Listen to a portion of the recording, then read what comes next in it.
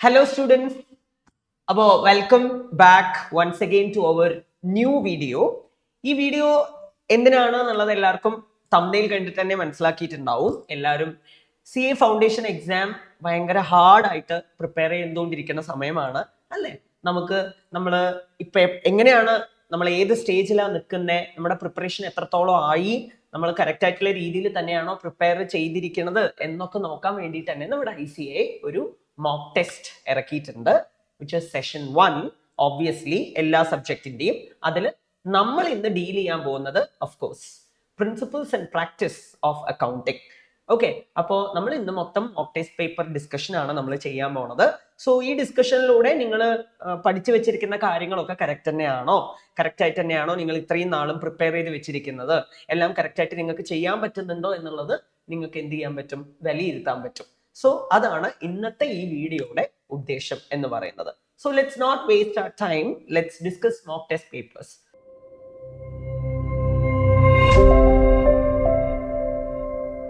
Okay, now അക്കൗണ്ടൻസിയെ സംബന്ധിച്ചിടത്തോളം പാറ്റേണിൽ എപ്പോഴും കണ്ടുവരുന്ന ഒരു സംഭവം എന്താണെന്ന് നിങ്ങൾക്ക് എല്ലാവർക്കും അറിയാമല്ലോ അല്ലെ? അതായത് നമുക്ക് മൊത്തത്തില് ഒരു 5 ക്വസ്റ്റ്യൻസ് ഉണ്ടാവും. ടോട്ടലി 5 ക്വസ്റ്റ്യൻസേ ഉണ്ടാവുള്ളൂ. ആൻഡ് അതിൽ ഏതെങ്കിലും ടോട്ടലി 6 ക്വസ്റ്റ്യൻസ് ഉണ്ടാവും. ആൻഡ് അതിൽ first question is very much compulsory അല്ലെ? ആദ്യത്തെ ക്വസ്റ്റ്യൻ എന്നുള്ളത് കമ്പൽസറി ആയിട്ട് അറ്റൻഡ് ചെയ്യേണ്ട ഒന്നാണ്. ആൻഡ് റിമൈനിങ് 5 ക്വസ്റ്റ്യൻസ് ഏതെങ്കിലും 4 ക്വസ്റ്റ്യൻസ് അറ്റൻഡ് ചെയ്താൽ മതി. ഇതാണ് നമ്മുടെ യൂഷ്വൽ പാറ്റേൺ. പതിവ് തെറ്റിക്കാത്ത രീതിയിൽ തന്നെ ഇപ്രാവശ്യത്തെ മോക്ക് ടെസ്റ്റ് പേപ്പറിലും അതന്നെയാണ് അവർ പാറ്റേൺ ആയിട്ട് തന്നിരിക്കുന്നത്. അപ്പൊ ഇപ്രാവശ്യം വരാൻ പോണ എക്സാമിനും പാറ്റേണിലൊന്നും മാറ്റം ഉണ്ടാവില്ല എന്ന് തന്നെയാണ് നമുക്ക് വിശ്വസിക്കാൻ പറ്റുന്നത് കേട്ടോ. അപ്പോ നമുക്ക് ക്വസ്റ്റ്യൻ പേപ്പർ ഡിസ്കസ് ചെയ്യാൻ തുടങ്ങിയാലോ? യെസ്. അപ്പോ നിങ്ങളുടെ മുമ്പിൽ തന്നെ ഉണ്ട് as usual question number 1 is compulsory. As I told you, answer any 4 questions from the remaining 5 questions. And എവിടെയൊക്കെ ആവശ്യമുണ്ടോ സ്യൂട്ടബിൾ ആയിട്ടുള്ള വർക്കിംഗ് നോട്ട് കാണിക്കുക എന്നുള്ളത് വളരെ ഇമ്പോർട്ടന്റ് ആയിട്ടുള്ള കാര്യമാണ്. അക്കൗണ്ട്സ് പേപ്പറിനെ സംബന്ധിച്ചിടത്തോളം വർക്കിംഗ് നോട്ട് മാറ്റേഴ്സ്. നിങ്ങൾ അടുത്തുള്ള ആളുടെ കോപ്പി അടിച്ചല്ല എഴുതിയിരിക്കുന്നത് എന്നുള്ളതും, കോപ്പി അടിക്കാൻ പറ്റില്ല ഒന്നാമത്തെ കാര്യം. And what I'm saying is നിങ്ങൾ എന്ത് എഴുതുന്നു, ഒരു ഫിഗർ കിട്ടിയിട്ടുണ്ടെങ്കിൽ ആ ഫിഗർ എങ്ങനെ കിട്ടി എന്നുള്ള പൂർണ്ണ ബോധത്തോട് കൂടിയിട്ടാണ് നിങ്ങൾ എഴുതിയിരിക്കുന്നത് എന്നുള്ളത് എക്സാം ഇൻവെസ്റ്റിഗേറ്ററെ മനസ്സിലാക്കി കൊടുക്കുക എന്നുള്ള ഉത്തരവാദിത്തം നമുക്കുണ്ട്. അതിന് വർക്കിംഗ് നോട്ട് വളരെ അധികം ഹെൽപ്ഫുൾ ആയിരിക്കും.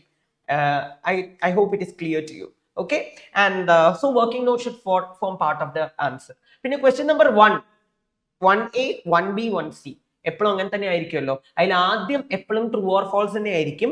ട്രൂ ഓർ ഫോൾസ് വന്നിട്ട് വിത്ത് റീസൺ വേണം എഴുതാൻ. ആൻഡ് നിങ്ങൾ മനസ്സിലാക്കേണ്ട ഒരു കാര്യം എന്താന്ന് പറഞ്ഞു കഴിഞ്ഞാൽ, നിങ്ങൾ എഴുതുന്ന ആൻസറിന്റെ ഉത്തരം ട്രൂ ആണെങ്കിൽ ദിസ് സ്റ്റേറ്റ്മെന്റ് ഇസ് ട്രൂ എന്നൊക്കെ പറഞ്ഞ് എഴുതിയിട്ട് അതിൽ എഴുതുന്ന റീസൺ തെറ്റാണെങ്കിൽ obviously you are going to lose marks. അതിൽ ഒരു ഡൗട്ടും ഇല്ല. അപ്പൊ നിങ്ങൾ വളരെ കെയർഫുൾ ആയിട്ട് വേണം എഴുതാൻ. വാരി വലിച്ച് പാരഗ്രാഫ് പോലെ എഴുതേണ്ട ഒരു ആവശ്യമില്ല. വേണ്ട കീവേഡ്സ് കൊടുക്കുക എന്നുള്ളതാണ് smartness. So B smart whenever you are writing A theory portion. അത് വേറെ ഏത് സബ്ജക്റ്റും ആയിക്കോട്ടെ, അക്കൗണ്ടൻസിയിലും തിയറി എഴുതുന്ന സമയത്ത് ബി വെരി സ്മാർട്ട് ആൻഡ് സ്ട്രാറ്റജിക്കലായിട്ട് എഴുതുമ്പോൾ കുറച്ചുകൂടി അത് നിങ്ങൾക്ക് ആഡഡ് ബോണസ് കിട്ടുന്ന പോലെയാണ്. ഓക്കെ, സോ നോക്കിക്കോളൂ എല്ലാരും. State with reason whether the following statements are true or false. First question നോക്കിക്കോളൂ.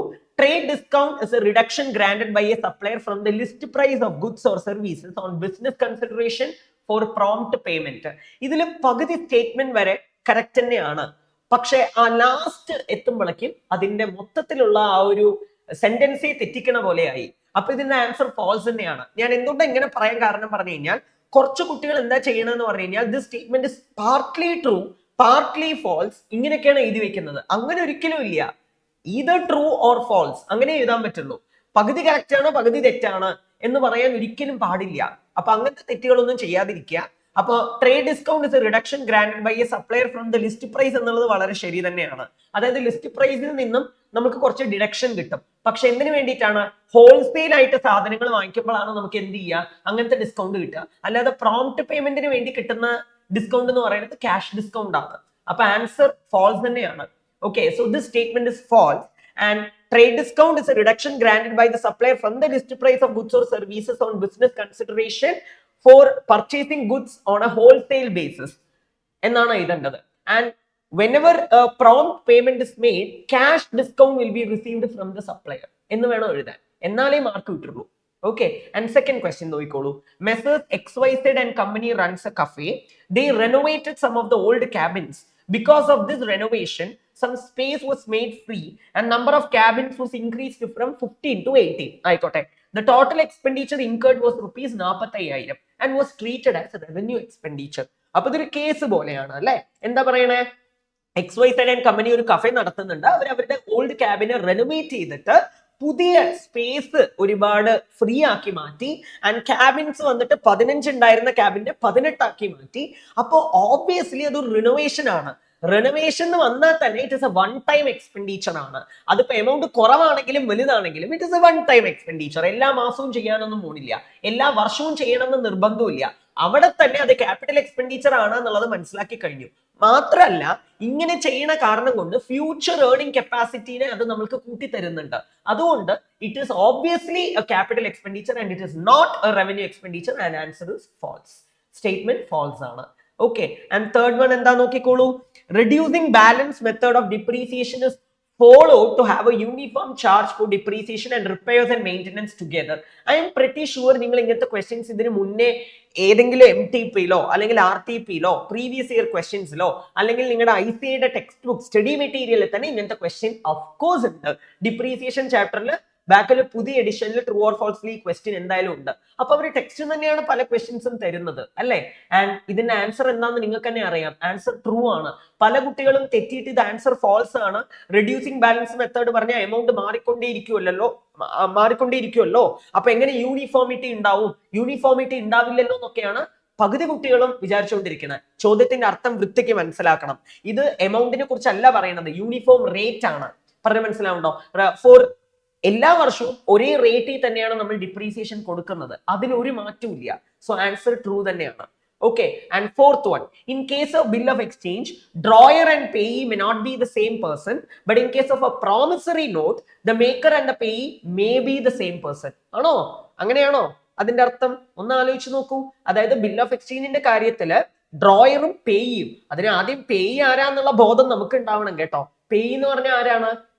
ആർക്കാണോ പേയ്മെന്റ് കിട്ടുന്നത് അവരെയാണ് പേയി എന്ന് പറയുന്നത് അല്ലെ. ഡ്രോയറും പേയും എല്ലാ പ്രാവശ്യവും സിമിലർ ആവണം നിർബന്ധമില്ല. കാരണം എന്താ? ഡ്രോയർ വന്നിട്ട് ചിലപ്പോ അദ്ദേഹത്തിന്റെ കയ്യിലുള്ള ബില്ല് അയാളുടെ ക്രെഡിറ്ററിനെ എൻഡോസ് ചെയ്ത് കൊടുക്കാൻ സാധ്യതയുണ്ട്. അപ്പൊ അയാളുടെ ക്രെഡിറ്റർ ആയിരിക്കും പേയി. അപ്പൊ അത് കറക്റ്റ് തന്നെയാണ്, അതിലൊരു തെറ്റുമില്ല. Drawer and payee may not be the same person. But in case of promissory നോട്ടിന്റെ കാര്യത്തില് maker and payee may be the same person എന്നാ പറയുന്നത്. അത് എന്ത് മണ്ടത്തരമാണ് അല്ലെ. ഒന്ന് ആലോചിച്ച് നോക്കൂ. പ്രോമിസറി നോട്ട് ഉണ്ടാക്കണതേ ആരാണ്? ഡെപ്റ്റർ ആണ്. ഡെപ്റ്ററിനെ തന്നെത്താൻ പേ ചെയ്യോ?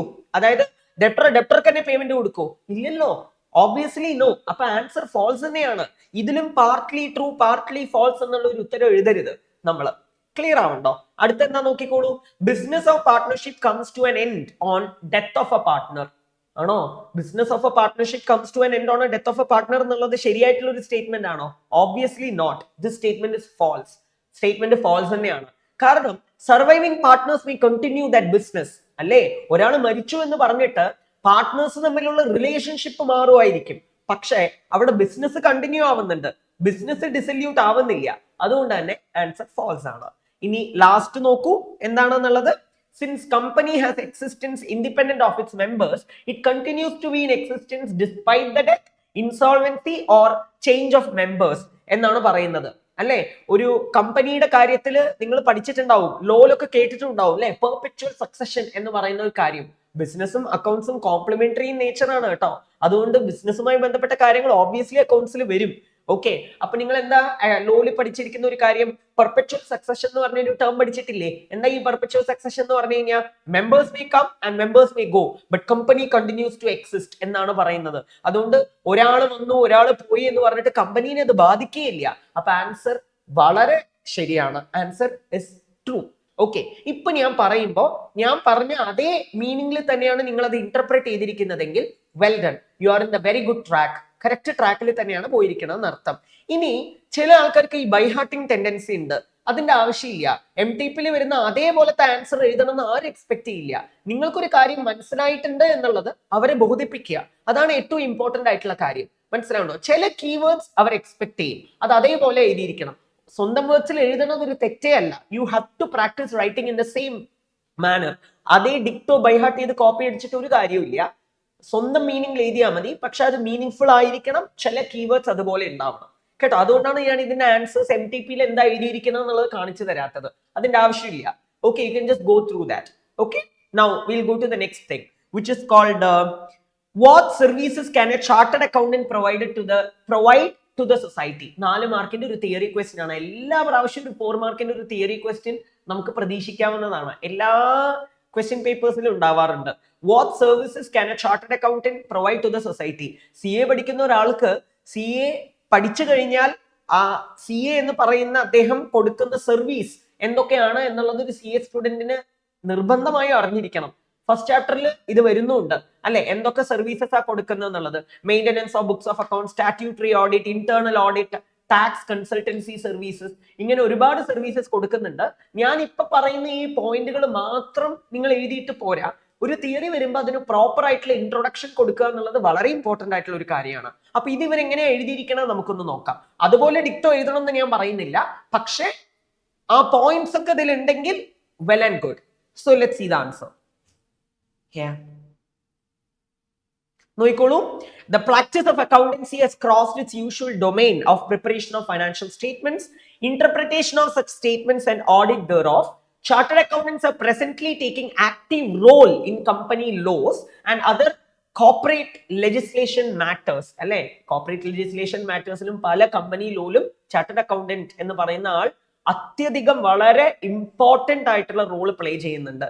ഇൻ ടാക്സേഷൻ ലോ മാറ്റേഴ്സിലായിക്കോട്ടെ, ഡയറക്ട് ടാക്സ് ആയിക്കോട്ടെ, ഇൻഡയറക്ട് ടാക്സ് ആയിക്കോട്ടെ, ജനറൽ മാനേജ്മെന്റ് പ്രോബ്ലംസ് ആയിക്കോട്ടെ, ഡിസിഷൻ മേക്കിംഗിനടക്കം ചാർട്ടേഡ് അക്കൗണ്ടന്റിനോട് ചോദിക്കും അല്ലെ. സോ ഇതൊരു ഇൻട്രൊഡക്ഷൻ ആയിട്ട് കൊടുത്തു കഴിഞ്ഞാൽ it will give you a very good impression കേട്ടോ. ആൻഡ് അടുത്ത എന്താ നോക്കിക്കോളൂ. Some of the services rendered by chartered accountants to the society are briefly mentioned here under maintenance of books of accounts, statutory audit, internal audit, taxation, management accounting and consultancy services. ഞാൻ ആ പറഞ്ഞ points ഒക്കെ ഒരു incorporate ചെയ്തിട്ടുണ്ട്. Financial advice and financial investigation, other services like secretarial work, share registration work, company formation, receivership, arbitration. Arbitrator ആയിട്ട് അടക്കം ഒരു chartered accountant work ചെയ്യും എന്നുള്ളതാണ് സാരം. പറഞ്ഞു മനസ്സിലാവുണ്ടോ? അപ്പോ I think you might have heard ഒരു കോട്ട് പോലെ കേട്ടിട്ടുണ്ടാവും. Chartered accountant is like a watch dog എന്നാണ് പറയുന്നത്. ഒരു കാവൽ നായയെ പോലെയാണ്. ഒരു കാവൽ നായയുടെ എന്താ പറയാ ഒരു ഡ്യൂട്ടി എന്താണ്? എന്തെങ്കിലും ഫിഷി ആയിട്ട് ഒരു സൗണ്ട് കേട്ട് കഴിഞ്ഞാൽ ഇറ്റ് വിൽ ബാർക്ക് അല്ലേ? അതുപോലെ തന്നെയാണ് ഒരു ചാർട്ടേഡ് അക്കൗണ്ടന്റ് ആയിരിക്കേണ്ടത്. ഫിനാൻഷ്യലി എന്തെങ്കിലും ഒരു ഫ്രോഡ് നടക്കുന്നുണ്ട്, ഒരു ക്രൈം നടക്കുന്നുണ്ട് എന്ന് പറയുമ്പോൾ സാമ്പത്തിക ഭദ്രതയ്ക്ക് വേണ്ടിയിട്ടാണ് ചാർട്ടേഡ് അക്കൗണ്ടൻസിനെ അപ്പോയിന്റ് ചെയ്യുന്നത് പല ഫേമും അല്ലെ. അപ്പൊ അത് ഭദ്രമായിട്ട് അവിടെ ഉണ്ട്, വെൽത്തിൽ ഒരു കുഴപ്പമില്ല എന്ന് അവരെ ബോധിപ്പിക്കുന്നത് നമ്മുടെ ഉത്തരവാദിത്തമാണ്. Is it clear? I hope it is clear to you. Now we'll move on to the next question. Okay. So a machinery costing rupees 60 lakh is depreciated on straight line assuming 10 years working life. അപ്പോൾ നമ്മൾ ഒരു 60 ലക്ഷം രൂപയ്ക്ക് machine വാങ്ങിച്ചിട്ടുണ്ട്. അതിന് salvage value ഒന്നും ഇല്ല എന്നുള്ളതാണ് പറയുന്നത്. സാൽവേജ് വാല്യൂയുടെ വേറെ പേരൊക്കെ പഠിച്ചു വെക്കണം കേട്ടോ. Residual value, you know, scrap value, breakup value, ഇങ്ങനെയൊക്കെ ഉണ്ട്. പറഞ്ഞ മനസ്സിലാവുണ്ടോ? അപ്പൊ 60 lakh, പിന്നെ 10 years ആണ് അതിന്റെ യൂസ്ഫുൾ ലൈഫ് എന്ന് പറയുന്നത്. Salvage value for 4 years. ആദ്യത്തെ 4 വർഷത്തേക്ക് ഒരു സാൽവേജ് വാല്യൂ ഇല്ല എന്നാണ് പറയുന്നത്. At the end of the 4th year എന്ത് സംഭവിച്ചു? Machinery was revalued upward by 2,40,000. 4ാമത്തെ വർഷം കഴിഞ്ഞിട്ട് മെഷീന്റെ വാല്യൂ റീവാല്യൂ ചെയ്യപ്പെട്ടു എന്നാ പറയുന്നത്. 2,40,000 രൂപ കൂട്ടി എന്നാ പറയുന്നത്. ചോദ്യം എങ്ങോട്ടാ പോണെന്നുള്ളത് നമുക്ക് നോക്കാം. The remaining useful life of the machinery was also reassessed as 8 years. ആ 4 വർഷം കഴിഞ്ഞിട്ട് നമ്മൾ ആ പുനഃപരിശോധന നടത്തുന്ന സമയത്ത് നമുക്ക് മനസ്സിലാക്കിയ ഒരു കാര്യം എന്താണെന്ന് വെച്ച് കഴിഞ്ഞാൽ 10 വർഷം ആയിരുന്നല്ലോ, അതിൽ 4 വർഷം ഓൾറെഡി കഴിഞ്ഞു. ബാക്കി നമ്മുടെ കണക്ക് പ്രകാരം 6 വർഷമല്ലേ ഉള്ളൂ. പക്ഷെ ഇവിടെ 6 വർഷമല്ല 8 വർഷം ഉണ്ട് എന്നാ പറയുന്നത്. അപ്പൊ റീഅസസ് ചെയ്യപ്പെട്ടു എന്നാ പറയണത് at the end of the 4th year. അപ്പോ 5ാമത്തെ വർഷം മുതൽ ഡിപ്രീസിയേഷൻ എങ്ങനെയായിരിക്കും കാണപ്പെടുന്നത്? പറഞ്ഞ മനസ്സിലാവുണ്ടോ? അപ്പോ ഇവര് ഫോളോ ചെയ്യുന്നത് പക്ഷെ സ്ട്രേറ്റ് ലൈൻ മെത്തേഡ് ആണ്. കാരണം ചോദ്യത്തിൽ വളരെ വ്യക്തമായിട്ട് അത് എടുത്ത് പറഞ്ഞിട്ടുണ്ടല്ലോ അല്ലെ. അപ്പൊ നമുക്കൊരു കാര്യം ചെയ്യാം. എന്താ ചെയ്യാ? 60 ലക്ഷം ഡിവൈഡ് ബൈ, ആദ്യം തുടങ്ങുന്ന സമയത്ത് നമ്മുടെ മനസ്സിൽ എന്തായിരുന്നു? 10 വർഷം ഉപയോഗിക്കാൻ പറ്റും മെഷീൻ എന്നല്ലേ നമ്മൾ വിചാരിച്ചുകൊണ്ടിരുന്നത്. അപ്പൊ 60 ലക്ഷം ഡിവൈഡ് ബൈ 10 സാൽവേജ് വാല്യൂ ഒന്നും ഇല്ല കേട്ടോ. സാൽവേജ് വാല്യൂ ഉണ്ടെങ്കിൽ അത് മൈനസ് ചെയ്യണേ. 60 ലക്ഷം ഡിവൈഡ് ബൈ 10 ശരിക്കും പറഞ്ഞാൽ എത്രയാ തേയ്മാനം വരിക? 6 lakh റുപ്പി തേയ്മാനം വരും നമുക്ക്, അല്ലെ? 6 ലക്ഷം രൂപ തേയ്മാനം വരും. എന്നിട്ട് 6 ലക്ഷം രൂപ എന്ന് പറയുമ്പോൾ ഇപ്പൊ 4 വർഷത്തേക്ക് സ്ട്രേറ്റ് ലൈൻ മെത്തേഡ് ആയതുകൊണ്ട് ഒറിജിനൽ കോസ്റ്റ് മെത്തേഡ് അല്ലേ, എല്ലാപ്പോഴും ഒരേ എമൗണ്ട് അല്ലേ വരിക, അല്ലെ? അപ്പൊ 6 lakh into 4 that is equal to എത്ര വരും? 24 lakh വരും. അപ്പൊ 24 ലക്ഷം രൂപ തേയ്മാനം കഴിഞ്ഞു. അപ്പൊ 60 ലക്ഷം രൂപയില് 24 ലക്ഷം രൂപ ഓൾറെഡി കഴിഞ്ഞു എന്നർത്ഥം. 24 ലക്ഷം രൂപ പോയി കിട്ടി എന്നർത്ഥം. അപ്പൊ അത് കഴിഞ്ഞു കഴിഞ്ഞാൽ ഇപ്പൊ ആ മെഷീന്റെ book value, return down value, തേയ്മാനം എല്ലാം കഴിഞ്ഞിട്ട് അതിപ്പോ ഏത് വിലയിലാണ് വന്ന് നിൽക്കണേ എന്ന് നോക്കാം നമുക്ക്. അതായത് 36 lakh റുപ്പിയിലാണ് വന്ന് നിൽക്കുന്നത്, 36 ലക്ഷം രൂപയിൽ വന്ന് നിൽക്കുന്നുണ്ട്. അപ്പൊ നിങ്ങൾ തന്നെ ഒന്ന് ആലോചിച്ച് നോക്കൂ മക്കളെ. അതായത് 36 ലക്ഷം രൂപയാണ് ഇപ്പൊ അതിന്റെ വില. പക്ഷേ ഈ 4ാമത്തെ വർഷം കഴിഞ്ഞിട്ട് റീഅസസ് ചെയ്തപ്പോ മനസ്സിലായി മെഷീന്റെ വാല്യൂ 2,40,000 എത്രയാ പറഞ്ഞിരിക്കുന്നത്? ഒന്ന് നോക്കൂ. 2,40,000 രൂപ കൂടിയിട്ടുണ്ട്. അപ്പൊ ഒന്ന് ആലോചിച്ച് നോക്കൂ മക്കളെ. അപ്പൊ 36 ലക്ഷത്തിന്റെ കൂടെ ആ മെഷീന്റെ വില പ്ലസ് 2,40,000 റുപ്പി കൂട്ടിക്കാണിക്കണം. അപ്പൊ ശരിക്കും മെഷീന്റെ വില എത്രയിലാ വന്ന് നിൽക്കുന്നത്? 38,40,000 രൂപ വന്ന് നിൽക്കുന്നുണ്ട്. ശരി, വാല്യൂ മാത്രമാണോ റീഅസസ് ആയത്? അല്ലല്ലോ. എന്തും റീഅസസ് ആയി, ഇയറും റീഅസസ് ആയില്ലേ? 6 വർഷമേ നമ്മുടെ കണക്ക് പ്രകാരം ഉള്ളൂ, പക്ഷെ 8 വർഷം ഉണ്ടോന്നാ പറയണം. അപ്പൊ ഇനി മുതൽ തേയ്മാനം കൊടുക്കേണ്ടത് എങ്ങനെയാ? 38,40,000 ഡിവൈഡഡ് ബൈ 8 വർഷം. ദാറ്റ് ഈസ് ഈക്വൽ ടു എത്ര വരും എന്നൊന്ന് വേഗം കയ്യിൽ കാൽക്കുലേറ്റർ ഒക്കെ ഉണ്ടാവണം കേട്ടോ. അപ്പൊ 38,40,000 divided by 8 that is equal to എത്രയാ വരുന്നത് നമുക്ക്? 4,80,000. That's it. അപ്പൊ ഇതാണ് നമ്മുടെ answer for the 5th year. ഇങ്ങനെ ചെയ്ത് കഴിഞ്ഞാൽ 4 മാർക്ക് കിട്ടും നിങ്ങൾക്ക്. പക്ഷെ ഞാൻ ഈ പറഞ്ഞ പോലെ റഫ് കാൽക്കുലേഷൻ മാത്രം ചെയ്യാതെ കുറച്ച് നീറ്റ് ആയിട്ട് സ്റ്റേറ്റ്മെന്റ് പോലെയൊക്കെ ഒന്ന് ചെയ്ത് വെക്കുക. അവരെങ്ങനെയാ ചെയ്തിരിക്കണം നമുക്കൊന്ന് നോക്കാം.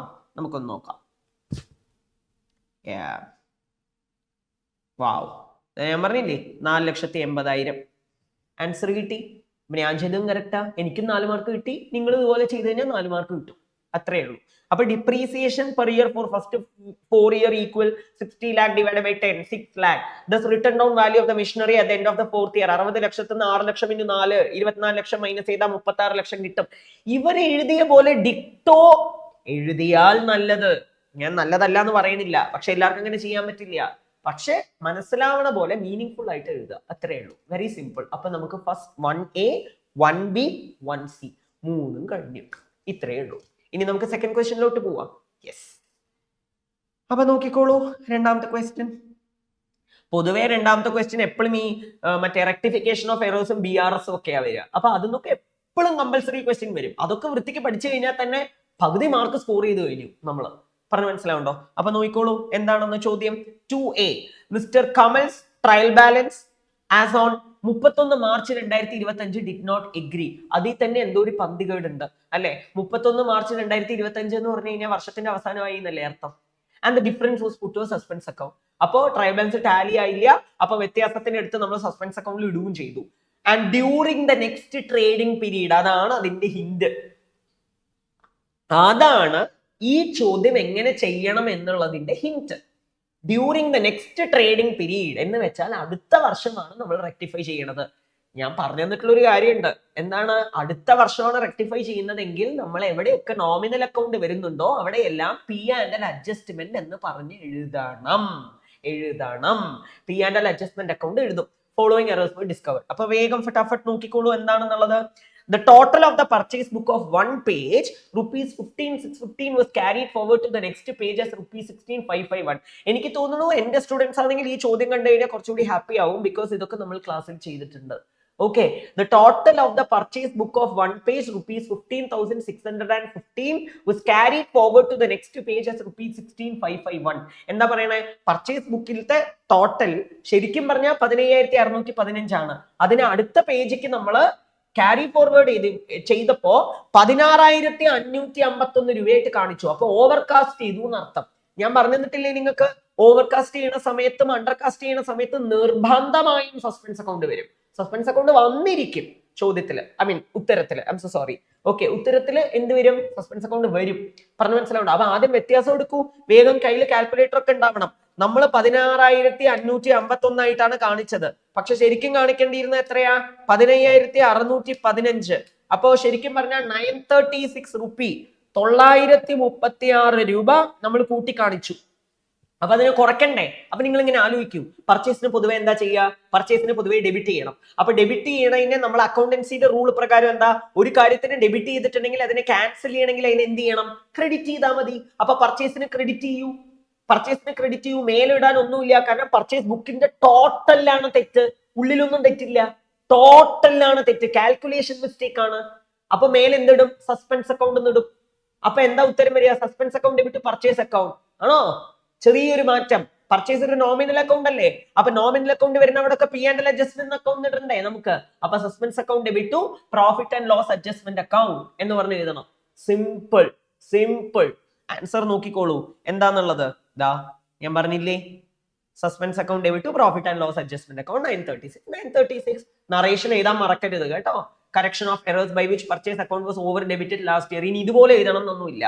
സാറിന്റെ ഇംഗ്ലീഷ് അത്ര ശരിയല്ല, തെറ്റ് വരാൻ സാധ്യതയുണ്ട്. നമ്മൾ ഇംഗ്ലീഷ് ഒന്നും അല്ല പഠിക്കണം, ഗ്രാമാറ്റിക്കൽ എറേഴ്സിനൊന്നും ഇവിടെ ഇതില്ല. മീനിങ് ആയിരിക്കണം, അത്രേ ഉള്ളൂ. പറഞ്ഞു മനസ്സിലാവുണ്ടോ? That's it. So next 2, second one. A sale of rupees 462 was entered in the sales book as rupees 642 and posted to the credit of the customer. എന്താ പറയണേ?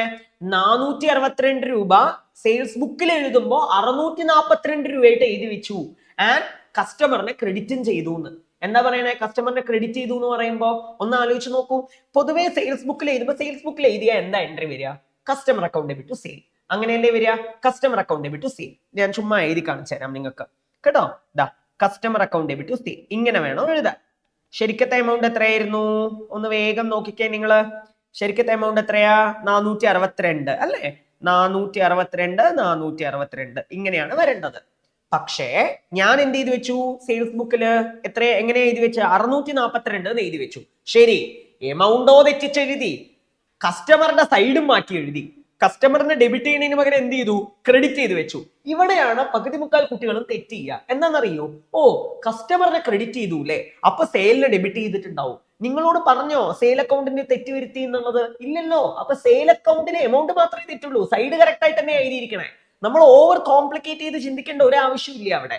പറഞ്ഞു മനസ്സിലാവുണ്ടോ? അപ്പോ റോങ് എൻട്രി എന്തായിരിക്കും എന്ന് പറഞ്ഞു കഴിഞ്ഞാൽ കസ്റ്റമറിനെയും ക്രെഡിറ്റ് ചെയ്തു, സെയിലിനെയും ക്രെഡിറ്റ് ചെയ്തു. അണ്ടർസ്റ്റുഡ്? ആൻഡ് എമൗണ്ടും തെറ്റി. എമൗണ്ട് എത്രയായിരുന്നു എഴുതിയത്? 642 രൂപ എഴുതി വെച്ചു നമ്മള്. അപ്പൊ ഇവിടെ എന്താ ചെയ്യേണ്ടതെന്ന് അറിയോ? കസ്റ്റമറിനെ നമ്മള് ക്യാൻസൽ ചെയ്യണം. കസ്റ്റമറിൽ നമ്മൾ 642 വേണ്ട ഫസ്റ്റ്, അതും ക്രെഡിറ്റില് വേണ്ട. അപ്പൊ കസ്റ്റമറിനെ മൊത്തത്തിൽ ഡെബിറ്റ് ചെയ്യണം. ഒന്ന് റെക്ടിഫിക്കേഷൻ എൻട്രി എങ്ങനെ വരും? കസ്റ്റമറിനെ നമ്മൾ മൊത്തത്തിൽ എന്ത് ചെയ്യണം? ഡെബിറ്റ് ചെയ്യണം. 642 രൂപ വെച്ച് ഡെബിറ്റ് ചെയ്യണം. അപ്പൊ 642 രൂപ പോയി കിട്ടും. പക്ഷെ നമുക്ക് 462 രൂപ വെച്ചിട്ട് കസ്റ്റമറിനെ ഡെബിറ്റും ചെയ്യണം. അപ്പൊ പ്ലസ് 462 രൂപ ചെയ്യുക നമ്മള്. അതായത് ഞാൻ എന്താ നിങ്ങൾക്ക് പറഞ്ഞു തന്നിരിക്കണേ? സൈഡ് മാറ്റി എഴുതി പറഞ്ഞാൽ എമൗണ്ട് ഡബിൾ ആവും. പക്ഷേ ഇവിടെ എമൗണ്ടും തെറ്റിയിട്ടുണ്ട്, എമൗണ്ട് കറക്റ്റ് ആയിട്ടല്ല എഴുതിയിരിക്കണേ. അപ്പൊ തെറ്റി എഴുതിയ എമൗണ്ടിനെ ഡെബിറ്റ് ചെയ്യുക, കറക്റ്റ് ആയിട്ട് എഴുതേണ്ട എമൗണ്ടിനെയും ഡെബിറ്റ് ചെയ്യുക. അങ്ങനെ എമൗണ്ട് ഡബിൾ ആവും. അല്ലാതെ ഒരേ എമൗണ്ട് അല്ല ഡബിൾ ആവുക. അത് അങ്ങനെ വിചാരിക്കരുത്. പറഞ്ഞ മനസ്സിലാവുണ്ടോ? ഇപ്പോ കസ്റ്റമറിനെ ക്രെഡിറ്റ് ചെയ്തു, പക്ഷെ എമൗണ്ട് കറക്റ്റ് ആണെന്നുണ്ടെങ്കിൽ ആ സെയിം എമൗണ്ട് ഡബിൾ ആക്കി ഡെബിറ്റ് ചെയ്ത് കാണിക്കും, അത് വേറെ. പക്ഷെ ഇവിടെ അങ്ങനെയല്ല, കസ്റ്റമറിനെ ക്രെഡിറ്റും ചെയ്തു, എമൗണ്ടും തെറ്റിച്ചെഴുതി. അപ്പൊ പിന്നെ എന്താ സംഭവം? അപ്പൊ ആ കസ്റ്റമറിനെ നമ്മൾ എന്ത് ചെയ്യണം? ഡെബിറ്റ് ചെയ്യണം. കസ്റ്റമറിനെ ഡെബിറ്റ് ചെയ്യണം with wrong amount and we should bring the customer to the debit side with the correct amount. That's what we have to do. You understood what I am saying? So 642 plus 462. So 1104. ഇങ്ങനെ വേണം എഴുതാൻ. ശരി, അവിടെ ഇരിക്കട്ടെ. ഇനി sale തെറ്റല്ലേ? സെയിലിൽ വന്നിട്ട് സെയില് തെറ്റല്ലേ പറഞ്ഞാൽ സെയിലിന്റെ സൈഡ് കറക്റ്റ് ആണ്, പക്ഷെ എമൗണ്ട് തെറ്റാണ്, കൂടി എഴുതിപ്പോയി. ശരിക്കും 462 രൂപ മതി ക്രെഡിറ്റില്. അപ്പൊ കുറച്ച് കുറയ്ക്കാനുണ്ട്, ആ വ്യത്യാസമുള്ള എമൗണ്ടിന് കുറയ്ക്കാനുണ്ട്. അപ്പൊ എത്ര രൂപ കൂട്ടി എഴുതി? 642 മൈനസ് 462 എത്ര വരും വ്യത്യാസം? 180 രൂപ വ്യത്യാസം വരും. അപ്പൊ 180 രൂപ കൂടുതലാ സെയിലില്, ഓവർകാസ്റ്റ് പോലെ. അപ്പൊ നമ്മൾ എന്ത് ചെയ്യണം? സെയിലിനെ ഡെബിറ്റ് ചെയ്യണം. ആ വ്യത്യാസ എമൗണ്ട് വെച്ചിട്ട് 180 പറഞ്ഞിട്ട് ഇത്രയേ ഉള്ളൂ. അപ്പൊ സെയിലില് ബാക്കി 462 അവിടെ വന്നോളൂ. താഴെ എഴുതാൻ ഒന്നുമില്ല. അപ്പൊ നമ്മൾ എന്തെഴുതും? താഴെ സസ്പെൻസ് അക്കൗണ്ട് എഴുതും. സസ്പെൻസ് അക്കൗണ്ട് എഴുതും. ഈ 2 3 കൂട്ടി എഴുതിയാൽ മതി. 1104 പ്ലസ് 180 1284 എന്ന് പറഞ്ഞ് എഴുതും. പക്ഷേ ഇതാണോ റെക്ടിഫിക്കേഷൻ എൻട്രി? കുറച്ച് മോഡിഫിക്കേഷൻ വരുത്തന്നെ നമ്മൾ അടുത്ത വർഷമല്ലേ റെക്ടിഫൈ ചെയ്യണത്. അപ്പൊ എന്താ എൻട്രി വരിക? കസ്റ്റമർ അക്കൗണ്ട് ഡെബിറ്റ്, സെയിൽ ഒരു നോമിനൽ അക്കൗണ്ട് ആണ്, ഇൻകോ ആണ്. അപ്പൊ P&L adjustment account debit to suspense account. Customer account debit, P&L adjustment account debit to suspense account. നോക്കൂ, നമുക്ക് ആൻസർ ഒന്ന് നോക്കാം. Wow, C customer account debit, P&L adjustment account debit to suspense account. Simple, എത്ര easy നോക്കൂ. അപ്പൊ എളുപ്പം തന്നെയാണ്, വലിയ കോംപ്ലിക്കേഷൻ ഒന്നുമില്ല. വൃത്തിക്ക് നിങ്ങൾ കൺസിസ്റ്റന്റ് ആയിട്ട് പ്രാക്ടീസ് ചെയ്തിട്ടുണ്ടെങ്കിൽ ഈസി ആയിട്ട് നിങ്ങൾക്ക് സ്കോർ ചെയ്യാം കേട്ടോ. Okay, so wait a minute. ഇനി നോക്കിക്കോളൂ. A return to creditor rupees 5420 was entered in the return inward book. ഞാൻ ക്രെഡിറ്റർക്ക് തിരിച്ചു കൊടുത്തു. ക്രെഡിറ്റർക്ക് തിരിച്ചു കൊടുത്തു പറഞ്ഞാൽ അത് പർച്ചേസ് റിട്ടേൺ അല്ലേ? പർച്ചേസ് റിട്ടേൺ ബുക്കിൽ എഴുതുന്നതിന് പകരം എന്ത് ചെയ്തു? സെയിൽസ് റിട്ടേൺ ബുക്കിൽ എഴുതി. റിട്ടേൺ ഇൻവേർഡ് ബുക്ക് പറഞ്ഞാൽ സെയിൽസ് റിട്ടേൺ ബുക്ക് അല്ലേ? However the creditors account was correctly posted. ഭാഗ്യം, ക്രെഡിറ്റർ അക്കൗണ്ടിനെ കറക്റ്റ് ആയിട്ട് എഴുതി വെച്ചു. കറക്റ്റ് എൻട്രി എന്താവും ആലോചിച്ച് നോക്കൂ. എന്തായിരിക്കും കറക്റ്റ് എൻട്രി? പർച്ചേസ് റിട്ടേൺ അല്ലേ? അപ്പോ supplier account debit to purchase return, അങ്ങനെയാണ് എഴുതേണ്ടത്. പകരം എന്ത് ചെയ്തു? സപ്ലയർ അക്കൗണ്ട് ഡെബിറ്റ് ചെയ്തു, പക്ഷെ പർച്ചേസ് റിട്ടേണിൽ എഴുതുന്നതിന് പകരം സെയിൽസ് റിട്ടേണിൽ എഴുതി. സെയിൽസ് റിട്ടേണിൽ എഴുതിയ സെയിൽസ് റിട്ടേൺ ഡെബിറ്റ് അല്ലേ ചെയ്തിട്ടുണ്ടാവുക? അപ്പൊ റോങ് എൻട്രി എങ്ങനെ വന്നിട്ടുണ്ടാവും? Supplier account debit, sales return account debit ചെയ്തിട്ടുണ്ടാവും. താഴൊന്നും എഴുതിയിട്ടും ഉണ്ടാവില്ല. അപ്പൊ നമ്മൾ ഇതിനെ എങ്ങനെ മാറ്റും? റെക്ടിഫിക്കേഷൻ എൻട്രി എങ്ങനെ വരും? സെയിൽസ് റിട്ടേൺ നമുക്ക് ആവശ്യമേ ഇല്ല. അപ്പൊ സെയിൽസ് റിട്ടേൺ നമ്മൾ എന്ത് ചെയ്യണം? ക്രെഡിറ്റ് ചെയ്യണം. എന്നിട്ട് പർച്ചേസ് റിട്ടേൺ കൊണ്ടും വരണം. അപ്പൊ സെയിൽസ് റിട്ടേൺ ക്രെഡിറ്റ് ചെയ്യുക. എങ്ങനെ നോക്കൂ, സെയിൽസ് റിട്ടേൺ ക്രെഡിറ്റ് ചെയ്യുക, പർച്ചേസ് റിട്ടേൺ ക്രെഡിറ്റ് ചെയ്യുക. സപ്ലയർ ഓൾറെഡി കറക്റ്റ് ആണ്, ഇനി തൊട്ടു പോരുത് സപ്ലയറിനെ. കറക്റ്റ് ആയിട്ടുള്ളതിനെ നിങ്ങളായിട്ട് എഴുതി തെറ്റിക്കണ്ട. അപ്പൊ മേലെ എഴുതാനൊന്നുമില്ല. അപ്പൊ നമ്മൾ മേലെ എന്തെഴുതും? ഓബ്വിയസ്ലി സസ്പെൻസ് എന്ന് എഴുതും. ഓബ്വിയസ്ലി സസ്പെൻസ് എന്ന് എഴുതും. അപ്പൊ suspense account debit to sales return to purchase return. Sales return ഒരു നോമിനൽ അക്കൗണ്ട് ആണ്, പർച്ചേസ് റിട്ടേണും ഒരു നോമിനൽ അക്കൗണ്ട് ആണ്. അപ്പൊ രണ്ടും കൂടിയിട്ട് P&L അഡ്ജസ്റ്റ്മെന്റ് വരും. ആഡ് ചെയ്ത് എഴുതിയാൽ മതി. ഒന്ന് ആൻസർ നോക്കിയിട്ട് നമുക്ക് അടുത്തതിലോട്ട് ഒന്ന് ആൻസർ നോക്കാം. ജസ്റ്റ് ഒന്ന് ആൻസർ നോക്കാം. ഇത് നോക്കൂ, സസ്പെൻസ് അക്കൗണ്ട് ഡെബിറ്റ് ടു, നമ്മൾ ഇമ്പോസിഷൻ ഒന്നും ഇല്ലല്ലോ എഴുതണേ. ടു P&L അഡ്ജസ്റ്റ്മെന്റ് എഴുതാൻ എമൗണ്ട് കൂട്ടി എഴുതിയാൽ മതി.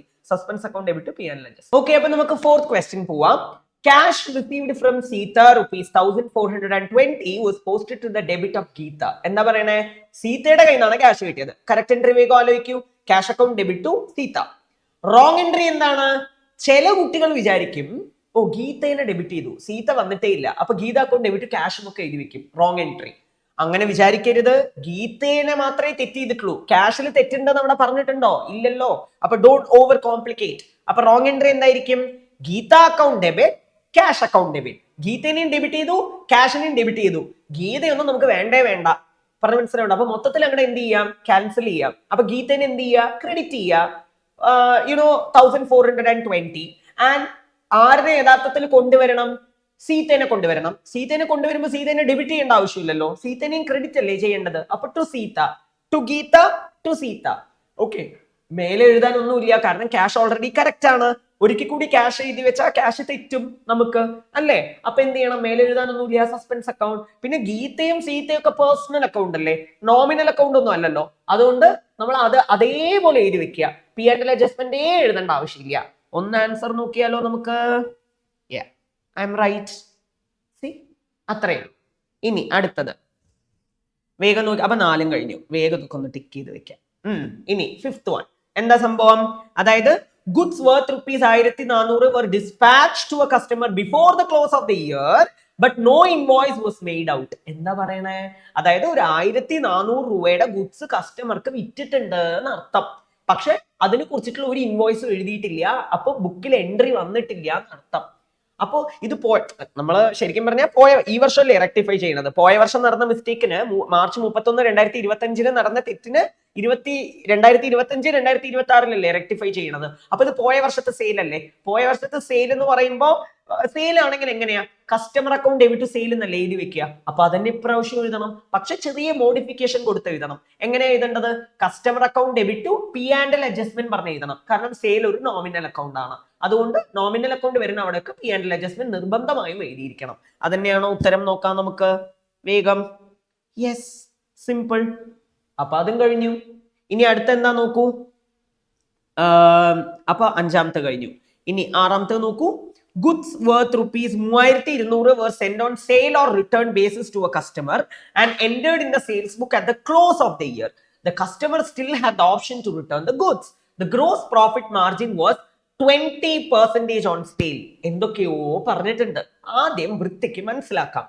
ഒരു 3200 രൂപയുടെ ഗുഡ് സെയിൽ ഓർ റിട്ടേണിന്റെ അടിസ്ഥാനത്തിലാണ് ഞാൻ കൊടുത്തിരിക്കുന്നത്. അതായത് ഞാൻ ഒരു കസ്റ്റമർക്ക് 3200 രൂപ വിലപ്പിടിപ്പുള്ള ഒരു ഗുഡ് പ്രോഫിറ്റ് ആഡ് ചെയ്തിട്ട്, എങ്ങനെ പ്രോഫിറ്റ് ആഡ് ചെയ്തിട്ട്, വർത്ത് എന്നാ പറഞ്ഞിരിക്കണേ, കോസ്റ്റിംഗ് നല്ല പറഞ്ഞിരിക്കണേ. 3200 അപ്പൊ ലാഭമുണ്ട്. ഞാൻ അയച്ചു കൊടുത്തിട്ട് ഞാൻ ഇത്ര ദിവസം നോക്കും, അതിനുള്ളിൽ നീ തിരിച്ചു തരികയാണെങ്കിൽ ഓക്കെ എന്നാണ് ഞാൻ പറയണത്.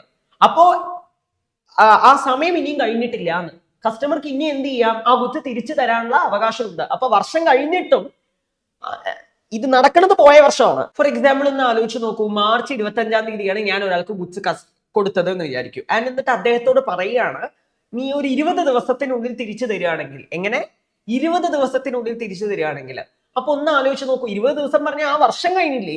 25 മാർച്ച് പറഞ്ഞാൽ 31 മാർച്ച് ഇയർ ക്ലോസ് ആയില്ലേ? അപ്പോൾ അടുത്ത വർഷമായില്ലേ? അപ്പൊ അങ്ങനത്തെ പ്രോസസ് ആയിരിക്കും ഇത്. ചിലപ്പോ ഈ വർഷം എന്താ പറയാ, ഇനി സമയമുണ്ട് നമുക്ക് എന്ത് തിരിച്ചു കിട്ടാൻ വേണ്ടിയിട്ട്. അപ്പൊ അത് പോയ വർഷത്തെ സെയിൽ ആയിട്ട് എടുക്കാൻ നമുക്ക് ഒരു റൈറ്റും ഇല്ല, കാരണം അത് പോയ വർഷത്തെ സെയിൽ അല്ല. പക്ഷെ ഞാൻ അത് എന്തായിട്ട് എടുത്തു? പോയ വർഷത്തെ സെയിൽ ആയിട്ട് എടുത്തു. അപ്പൊ പോയ വർഷത്തെ സെയിൽ അല്ല എന്ന് പറഞ്ഞിട്ട് എൻട്രീനെ റിവേഴ്സ് ചെയ്യണം. ഞാൻ എന്താ ചെയ്യേണ്ടത്? പോയ വർഷത്തെ സെയിൽ ആയിട്ട് എടുത്തിട്ടുണ്ടെങ്കിൽ customer account debit to sale എന്നല്ലേ എഴുതിയിട്ടുണ്ടാവുക. അപ്പൊ അതിനെ തിരിച്ചിടണമെങ്കിൽ എങ്ങനെ ഇടണം? Sale account debit to customer account. പക്ഷെ ഇത് ഈ വർഷം റെക്ടിഫൈ ചെയ്യുന്ന കാരണം കൊണ്ട് സെയിൽ ഒരു നോമിനൽ അക്കൗണ്ട് ആയതുകൊണ്ട് എന്താ എൻട്രി വരിക?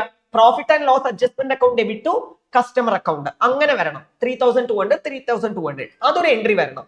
ഇതിനൊരു സബ് എൻട്രിയും വരും. എന്താണെന്നറിയോ? ഇത് പോയ വർഷത്തെ സെയിൽ അല്ലെങ്കിൽ ഇത് പോയ വർഷത്തെ എന്തായിരിക്കും? ക്ലോസിംഗ് സ്റ്റോക്ക് ആയിരിക്കും. ഇത് പോയ വർഷത്തെ സെയിൽ അല്ലെങ്കിൽ പോയ വർഷത്തെ ക്ലോസിംഗ് സ്റ്റോക്ക് അല്ലേ? ഗുഡിന്റെ കയ്യിലല്ല ഇല്ല എന്നല്ലേ ഉള്ളൂ. കസ്റ്റമർ കയ്യിൽ ഉണ്ടെങ്കിലും അത് സെയിൽ ആയിട്ടില്ലല്ലോ, അത് ക്ലോസിംഗ് സ്റ്റോക്കിന്റെ ഭാഗമാണല്ലോ എന്തായാലും. അപ്പോ ക്ലോസിംഗ് സ്റ്റോക്കിൽ ഇത് ആഡ് ചെയ്ത് കാണിക്കണം. അപ്പോ ക്ലോസിംഗ് സ്റ്റോക്കിൽ ആഡ് ചെയ്യുമ്പോൾ ഒരു പ്രശ്നമുണ്ട്. എന്താണെന്നറിയോ? 3200 ക്ലോസിംഗ് സ്റ്റോക്കിൽ ആഡ് ചെയ്യാൻ പറ്റില്ല, കാരണം ഇതിൽ പ്രോഫിറ്റ് ഉണ്ട്. നമ്മുടെ പ്രിൻസിപ്പിൾ എന്താ പറയണേ? Closing stock should be valued at cost or market price whichever is lower എന്നല്ലേ പറയണത്. അപ്പൊ കോസ്റ്റിലല്ലേ എടുക്കാൻ പാടുള്ളൂ നമ്മള്. അപ്പൊ 3200-ല് 20% ലാഭമുണ്ട്. അപ്പൊ നിങ്ങൾ എന്ത് ചെയ്യൂ? വേഗം 3200-ന്റെ 20% എത്രയാ നോക്കൂ. 20% എത്രയാ? 640 രൂപ. അപ്പൊ 3200-ന്ന് 640 രൂപ മൈനസ് ചെയ്താൽ ബാക്കി എത്ര വരും?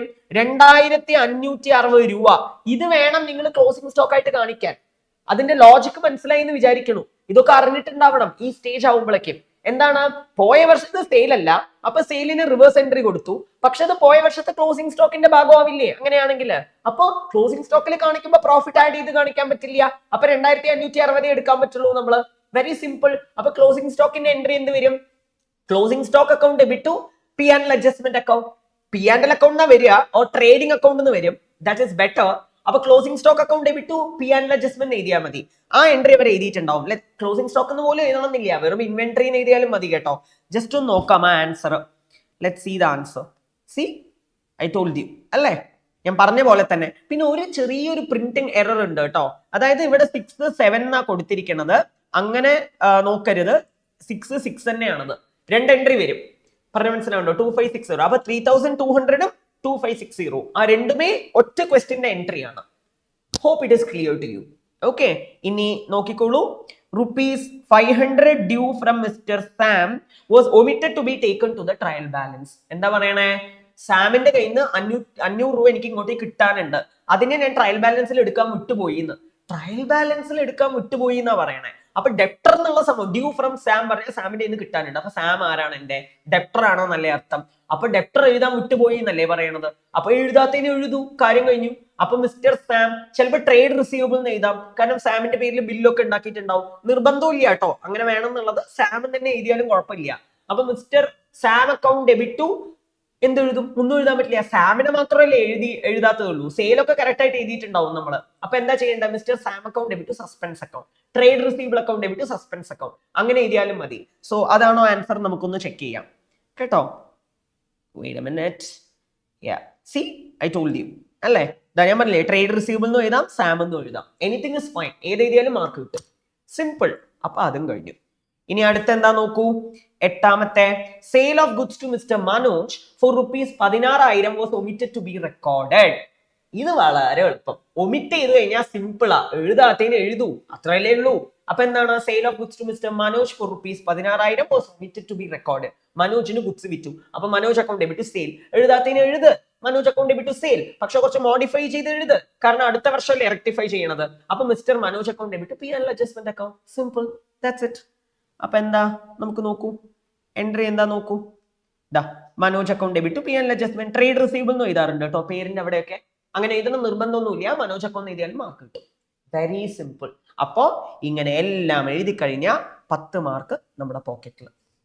വെരി സിമ്പിൾ അല്ലേ? അടുത്ത എന്താ? നമ്മുടെ ബി ആർ എസ് ക്വസ്റ്റ്യനിലോട്ട് പോവാം. സമയം വേസ്റ്റ് ചെയ്യണ്ട, ജസ്റ്റ് പറഞ്ഞു പോവാം കേട്ടോ. That's it. On 30 June 2025 cash book of mister Gaurav, bank column of account number 1. നമ്മുടെ അക്കൗണ്ട് നമ്പർ 1 ആണ് കേട്ടോ. Shows A bank over draft of 1,97,400.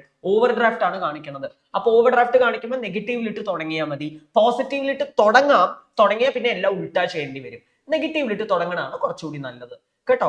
On going through the bank passbook for reconciling the balance she found the following. Okay, അപ്പൊ mister Gaurav എന്ന് പറഞ്ഞിട്ട് അവര് she എന്നാണ് പറഞ്ഞിരിക്കുന്നത്. അതൊക്കെ ഒരു ഗ്രാമാറ്റിക്കൽ എറർ ആണ്, അത് നിങ്ങൾ കണക്കാക്കേണ്ട ആവശ്യമില്ല കേട്ടോ. ഓക്കെ, ഇനി അടുത്തത്. Out of cheques drone on 26th June, those for ₹14,800 were cashed by the bankers on 2nd July. ഞാനൊരു 14,800 രൂപയുടെ ചെക്ക് ഇത് ജൂൺ മാസത്തിന് നടക്കുന്നതാണ്, ഞാൻ എടുത്തിട്ടുണ്ട്. അങ്ങനെ എടുത്തിട്ടുണ്ടെങ്കിൽ ഞാൻ ക്യാഷ് ബുക്ക് കുറച്ച് കാണും. ഡ്രോൺ ആണ് കേട്ടോ. ഈ ക്യാഷ് എന്നുള്ള വേർഡൊക്കെ കാണുമ്പോൾ വിചാരിക്കും ബാങ്കിൽ വരേണ്ടതാണെന്ന്. ഒന്നുമല്ല, ചോദ്യം വൃത്തിക്ക് മനസ്സിലാക്കണം. ഡ്രോൺ ആണ്. അപ്പൊ ബാങ്കിൽ നിന്ന് എടുത്തിട്ടുണ്ട്. 14,800 രൂപ ഞാൻ ബാങ്കിൽ നിന്ന് പിൻവലിച്ചിട്ടുണ്ട്. ഞാൻ ക്യാഷ് ബുക്കിൽ കുറച്ച് കാണിക്കും. പക്ഷെ ബാങ്കിൽ പോയത് ജൂലൈയിലാണെന്ന്, ജൂണിൽ പോയിട്ടില്ല എന്ന്. പാസ്ബുക്ക് ഇങ്ങനെ കൂടി നിൽക്കണു, ക്യാഷ് ബുക്ക് കുറഞ്ഞു നിൽക്കണു. ക്യാഷ് ബുക്ക് ഞാൻ തുടങ്ങുന്നത് ക്യാഷ് ബുക്ക് എന്നല്ലേ. അപ്പൊ ക്യാഷ് ബുക്കിൽ നിന്നും പാസ്ബുക്കിലോട്ടാക്കാൻ ഞാൻ എന്ത് ചെയ്ത് കാണിക്കണം? സിമ്പിൾ, കൂട്ടി കാണിക്കണം. That's it. നിങ്ങൾ പോസിറ്റീവ് എന്നാണ് തുടങ്ങണമെങ്കിൽ മൈനസ് ചെയ്ത് കാണിക്കണം. അപ്പൊ അത് കഴിഞ്ഞു. ഗ്രേറ്റ്. ഇനി അടുത്തത്. A crossed check for ₹3,000 given to Abdul was returned by him on 1st July 2025 and a bearer check was issued to him on the same day. ഈ നമുക്ക് പൊതുവെ ഹ്യൂമൻ സൈക്കോളജി എന്താന്ന് വെച്ച് കഴിഞ്ഞാൽ, നമുക്കൊരു കാര്യം വായിച്ചിട്ട് അത് മനസ്സിലാവുന്നില്ല എന്നുണ്ടെങ്കിൽ ബാക്കിയുള്ളത് എന്ത് മനസ്സിലായാലും നമ്മുടെ ഫുൾ കോൺസെൻട്രേഷനും മനസ്സിലാവാത്ത ഒറ്റ വേർഡിലായിരിക്കും. അങ്ങനെ ചെയ്യരുത്. നമുക്ക് ക്രോസ്ഡ് എന്താ, ബെയറർ എന്താ, ഇതൊന്നും നിങ്ങൾ നോക്കണ്ട. ബാക്കിയുള്ള കാര്യങ്ങൾ നോക്കൂ. എന്താണ്? ഞാനൊരു 3,000 രൂപയുടെ ചെക്ക് അബ്ദുളിന് കൊടുത്തു, ആണോ അല്ലയോ? പക്ഷെ കൊടുത്തു എന്ന് പറഞ്ഞാൽ അപ്പൊ ഇഷ്യൂഡ് എന്നല്ലേ അർത്ഥം. ഞാൻ കുറച്ച് കാണിച്ചിട്ടുണ്ടാവും, പക്ഷെ അദ്ദേഹം ഇത് തിരിച്ചു തന്നു എന്ന്. അപ്പൊ അതിനർത്ഥം അയാൾ അത് ബാങ്കിൽ കൊടുത്തിട്ടില്ല എന്നാണ് അർത്ഥം. അപ്പൊ ബാങ്കിൽ നിന്ന് പോയിട്ടില്ല എന്നർത്ഥം. അപ്പൊ ഞാൻ കുറച്ച് കാണിച്ചു, ബാങ്കിൽ നിന്നും പോയിട്ടില്ല. അപ്പൊ കാരണം അയാൾ എനിക്ക് ആ ചെക്ക് റിട്ടേൺ ചെയ്ത് തന്നു. അപ്പൊ ബാങ്കിൽ നിന്നും പോയിട്ടില്ല എന്നർത്ഥം. അപ്പൊ പാസ്ബുക്ക് കൂടി നിൽക്കണു.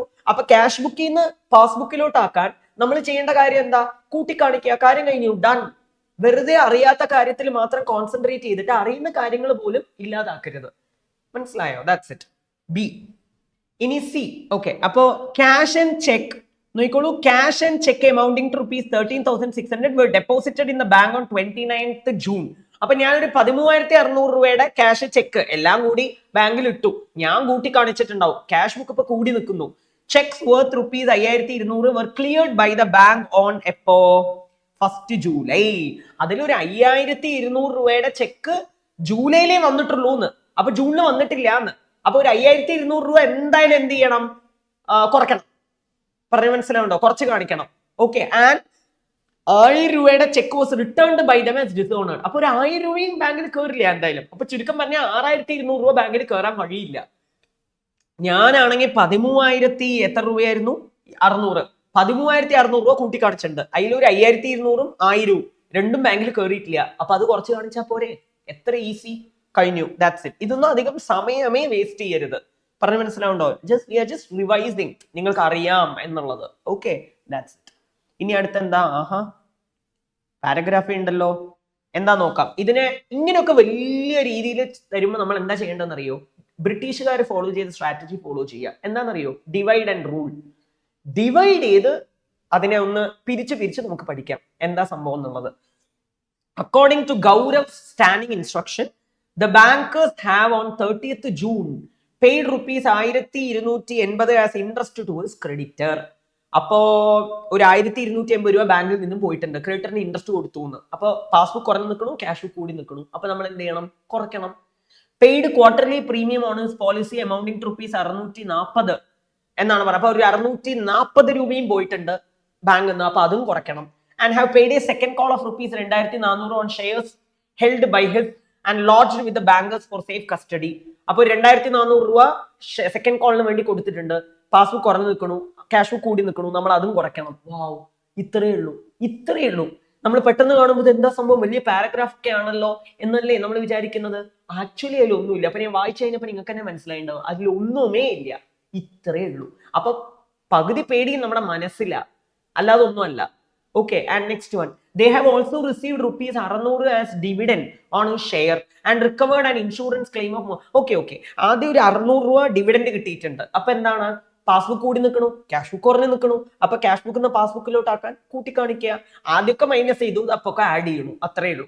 ആൻഡ് ഇൻഷുറൻസ് ക്ലെയിം 3200 രൂപ as their charges and commission is charged for the above being rupees 400. എന്താ പറയണേ? They have also received rupees 600 as dividend on a share and recovered an insurance claim. 3200 രൂപ recover ചെയ്തിട്ടുണ്ട്. പക്ഷെ അതിനൊരു commission പിടിച്ചിട്ടുണ്ട് 400 രൂപ. അപ്പൊ വ്യത്യാസം എടുത്ത് എഴുതിയാലും മതി, അല്ലെങ്കിൽ വേറെ ആയിട്ട് എഴുതിയാലും മതി. 3200 ആഡ് ചെയ്യുക, 400 കുറച്ച് കാണിക്കുക. That's it. മനസ്സിലാവുണ്ടോ? ദാറ്റ്സ് ഇറ്റ്, അത്രയേ ഉള്ളൂ. ഇനി അടുത്ത എന്താ? അഞ്ചാമത്തത് നോക്കൂ. Bankers seem to have given a wrong credit of rupees 2000 paid in by him in number 2 account and wrong debit in respect of a check for rupees 1200 drawn against her number 2 account. ഇത് ബാങ്കുകാർ ചെയ്ത തെറ്റാ. ബാങ്കുകാർ എന്ത് തെറ്റ് ചെയ്തു എന്നാ പറയണത്? അറിയാതെ ഒരു 2000 രൂപ, എന്താ പറയാ, 2000 രൂപ ഞാൻ വന്നിട്ട് ശരിക്കും നമ്പർ 2 അക്കൗണ്ടിലാണ് ഇട്ടത്. നമ്മളിപ്പോ ഡീൽ ചെയ്യുന്ന നമ്പർ 1 അക്കൗണ്ട് ആണ്. പക്ഷെ അത് അറിയാതെ ഞാൻ നമ്പർ 2 അക്കൗണ്ടിൽ ഡെപ്പോസിറ്റ് ചെയ്തതിനെ അറിയാതെ അവർ നമ്പർ 1 അക്കൗണ്ടിൽ കാണിച്ചു എന്നാ പറയണത്. പറഞ്ഞ മനസ്സിലാവുണ്ടോ? അപ്പോ നമ്മൾ എന്ത് ചെയ്യണം? ഇവിടെ കുറച്ച് കാണിക്കണം. നമ്പർ 1 അക്കൗണ്ടിൽ വന്നിട്ടില്ല, കാരണം പാസ്ബുക്ക് കുറഞ്ഞു നിൽക്കണു, ക്യാഷ് ബുക്ക് കൂടി നിൽക്കണു. ആൻഡ് റോങ് ഡെബിറ്റ്, ഞാനൊരു 1200 രൂപ നമ്പർ 2 അക്കൗണ്ടിൽ നിന്ന് പിൻവലിച്ചു. ഈ ബാങ്കുകാർ എന്ത് ചെയ്തു? അറിയാതെ നമ്പർ 2 അക്കൗണ്ട് ലാണ് പിൻവലിച്ച പോലെ കാണിച്ചിരിക്കുന്നത്, നമ്പർ 1 അക്കൗണ്ടിലാണ് പിൻവലിച്ച പോലെ കാണിച്ചിരിക്കുന്നത്. അപ്പോ പാസ്ബുക്ക് കുറഞ്ഞു നിൽക്കണു, ക്യാഷ് ബുക്ക് കൂടി നിൽക്കണു. അപ്പൊ ഒരു 1200 നമ്മൾ എന്ത് ചെയ്ത് കാണിക്കണം? കുറച്ച് കാണിക്കണം. Simple, very simple. അപ്പൊ ഇത് ചെയ്തു കഴിഞ്ഞാൽ ഈസി 10 മാർക്ക്. ആൻഡ് അവര് എങ്ങനെയാ ചെയ്തിരിക്കണേ? നമുക്കൊന്ന് ചുമ്മാ നോക്കാം. ഞാൻ പറയുമ്പോ തന്നെ നിങ്ങൾ എന്തായാലും ചെക്ക്. അവര് കമ്മീഷനൊക്കെ മൈനസ് ചെയ്തിട്ട് തന്നെയാണ് കാണിച്ചിരിക്കുന്നത്. നമുക്ക് വേറെ ആയിട്ട് കാണിച്ചാലും ഒരു പ്രശ്നവും ഇല്ല കേട്ടോ. ഞാൻ പറഞ്ഞില്ലേ 6200 ഒന്നിച്ച് മൈനസ് ചെയ്ത് കാണിച്ചിരിക്കുന്നു. പറഞ്ഞ മനസ്സിലാവുണ്ടോ? പിന്നെതാ ഇൻഷുറൻസ് പ്രീമിയം ശ്രദ്ധിച്ചേ, അത്രേ ഉള്ളൂ. പിന്നെതാ ഒരു 1200 രൂപ ബാങ്കിൽ അത് കുറച്ച് കാണിച്ചിട്ടുണ്ട് നമ്മള്. അങ്ങനെ പിന്നെ വേറെന്താ? Cheque issued against account number 2 but wrongly debited by the bank to this account. പിന്നെ 2000 രൂപ കൂട്ടിയാ കാണിക്കണ്ട കേട്ടോ. കാരണം എന്താ? ഞാൻ ശരിക്കും പറഞ്ഞാൽ നമ്പർ 2 അക്കൗണ്ട് ഇട്ട് കഴിഞ്ഞാൽ നമ്പർ 1 അക്കൗണ്ടിലാണ് അവർ ഇട്ട് കാണിച്ചിരിക്കുന്നത്. അപ്പൊ ക്യാഷ് ബുക്ക് കുറച്ച് കാണിച്ചിരിക്കണു, പാസ്ബുക്ക് കൂട്ടി കാണിച്ചിരിക്കണം. അപ്പൊ ക്യാഷ് ബുക്ക് പാസ്ബുക്കിലോട്ട് ആക്കാൻ നമ്മൾ 2000 രൂപ കൂട്ടി കാണിക്കണം. യഥാർത്ഥത്തിൽ നമ്പർ 1 അക്കൗണ്ടിലല്ല വന്നിരിക്കണേ, നമ്പർ 2 അക്കൗണ്ടിലാണ് വന്നിരിക്കണേ. പക്ഷെ ബാങ്കുകാർ അങ്ങനെ കാണിച്ച കാരണം കൊണ്ട് BRS ശരിയാക്കാൻ വേണ്ടി നമ്മൾ അങ്ങനെ കാണിക്കുന്നു. സിമ്പിൾ. അപ്പൊ അവസാനിക്കുമ്പോഴും നമുക്ക് ഓവർ ഡ്രാഫ്റ്റ് തന്നെയാണ് നമുക്ക് കിട്ടുന്നത്. Very easy. 10 marks is in your pocket. So നമുക്ക് 3A ക്വസ്റ്റ്യൻ നോക്കാം. ചോദ്യത്തിന്റെ പാറ്റേൺ കണ്ടാൽ തന്നെ മനസ്സിലാവും അത് അക്കൗണ്ട്സ് ഫ്രം ഇൻകംപ്ലീറ്റ് റെക്കോർഡ്സ് ആണ്. ചോദ്യം ഒന്ന് പെട്ടെന്ന് വായിച്ചു വിടാം. നമുക്ക് വായിക്കുമ്പോൾ തന്നെ ഓരോന്ന് എവിടെ വരണം എന്നുള്ളത് വിഷ്വലൈസ് ചെയ്യാൻ നിങ്ങൾക്ക് പറ്റണം. ആദ്യം ചോദ്യ പേപ്പർ കിട്ടിയ ഉടനെ ഫുൾ വായിക്കുക, കിട്ടിയ ഉടനെ എഴുതാൻ തുടങ്ങണ്ട. And to be very smart, you just prepare. എന്തായാലും ട്രേഡിംഗ് അക്കൗണ്ട് പ്രിപ്പയർ ചെയ്യണം, P&L അക്കൗണ്ട് പ്രിപ്പയർ ചെയ്യണം, ബാലൻസ് ഷീറ്റ് പ്രിപ്പയർ ചെയ്യണം. അതൊക്കെ മുൻകൂട്ടി വരച്ച് വെക്കുക. അത് നമ്മൾ വായിക്കുമ്പോൾ തന്നെ ഓരോന്ന് എവിടെ വരും എന്നുള്ളത് എഴുതി വെച്ചാൽ നമുക്ക് ടൈം സേവ് ചെയ്യാൻ പറ്റും. നോക്കിക്കോളൂ. Suraj Mal enterprise maintain their books of account under single entry system. Okay, balance sheet on 31 March 2024 അവർ തന്നിട്ടുണ്ട്. വളരെ സന്തോഷം, നമുക്കൊരു ബാലൻസ് ഷീറ്റ് ഉണ്ടാക്കാതെ അവസ്ഥയായി.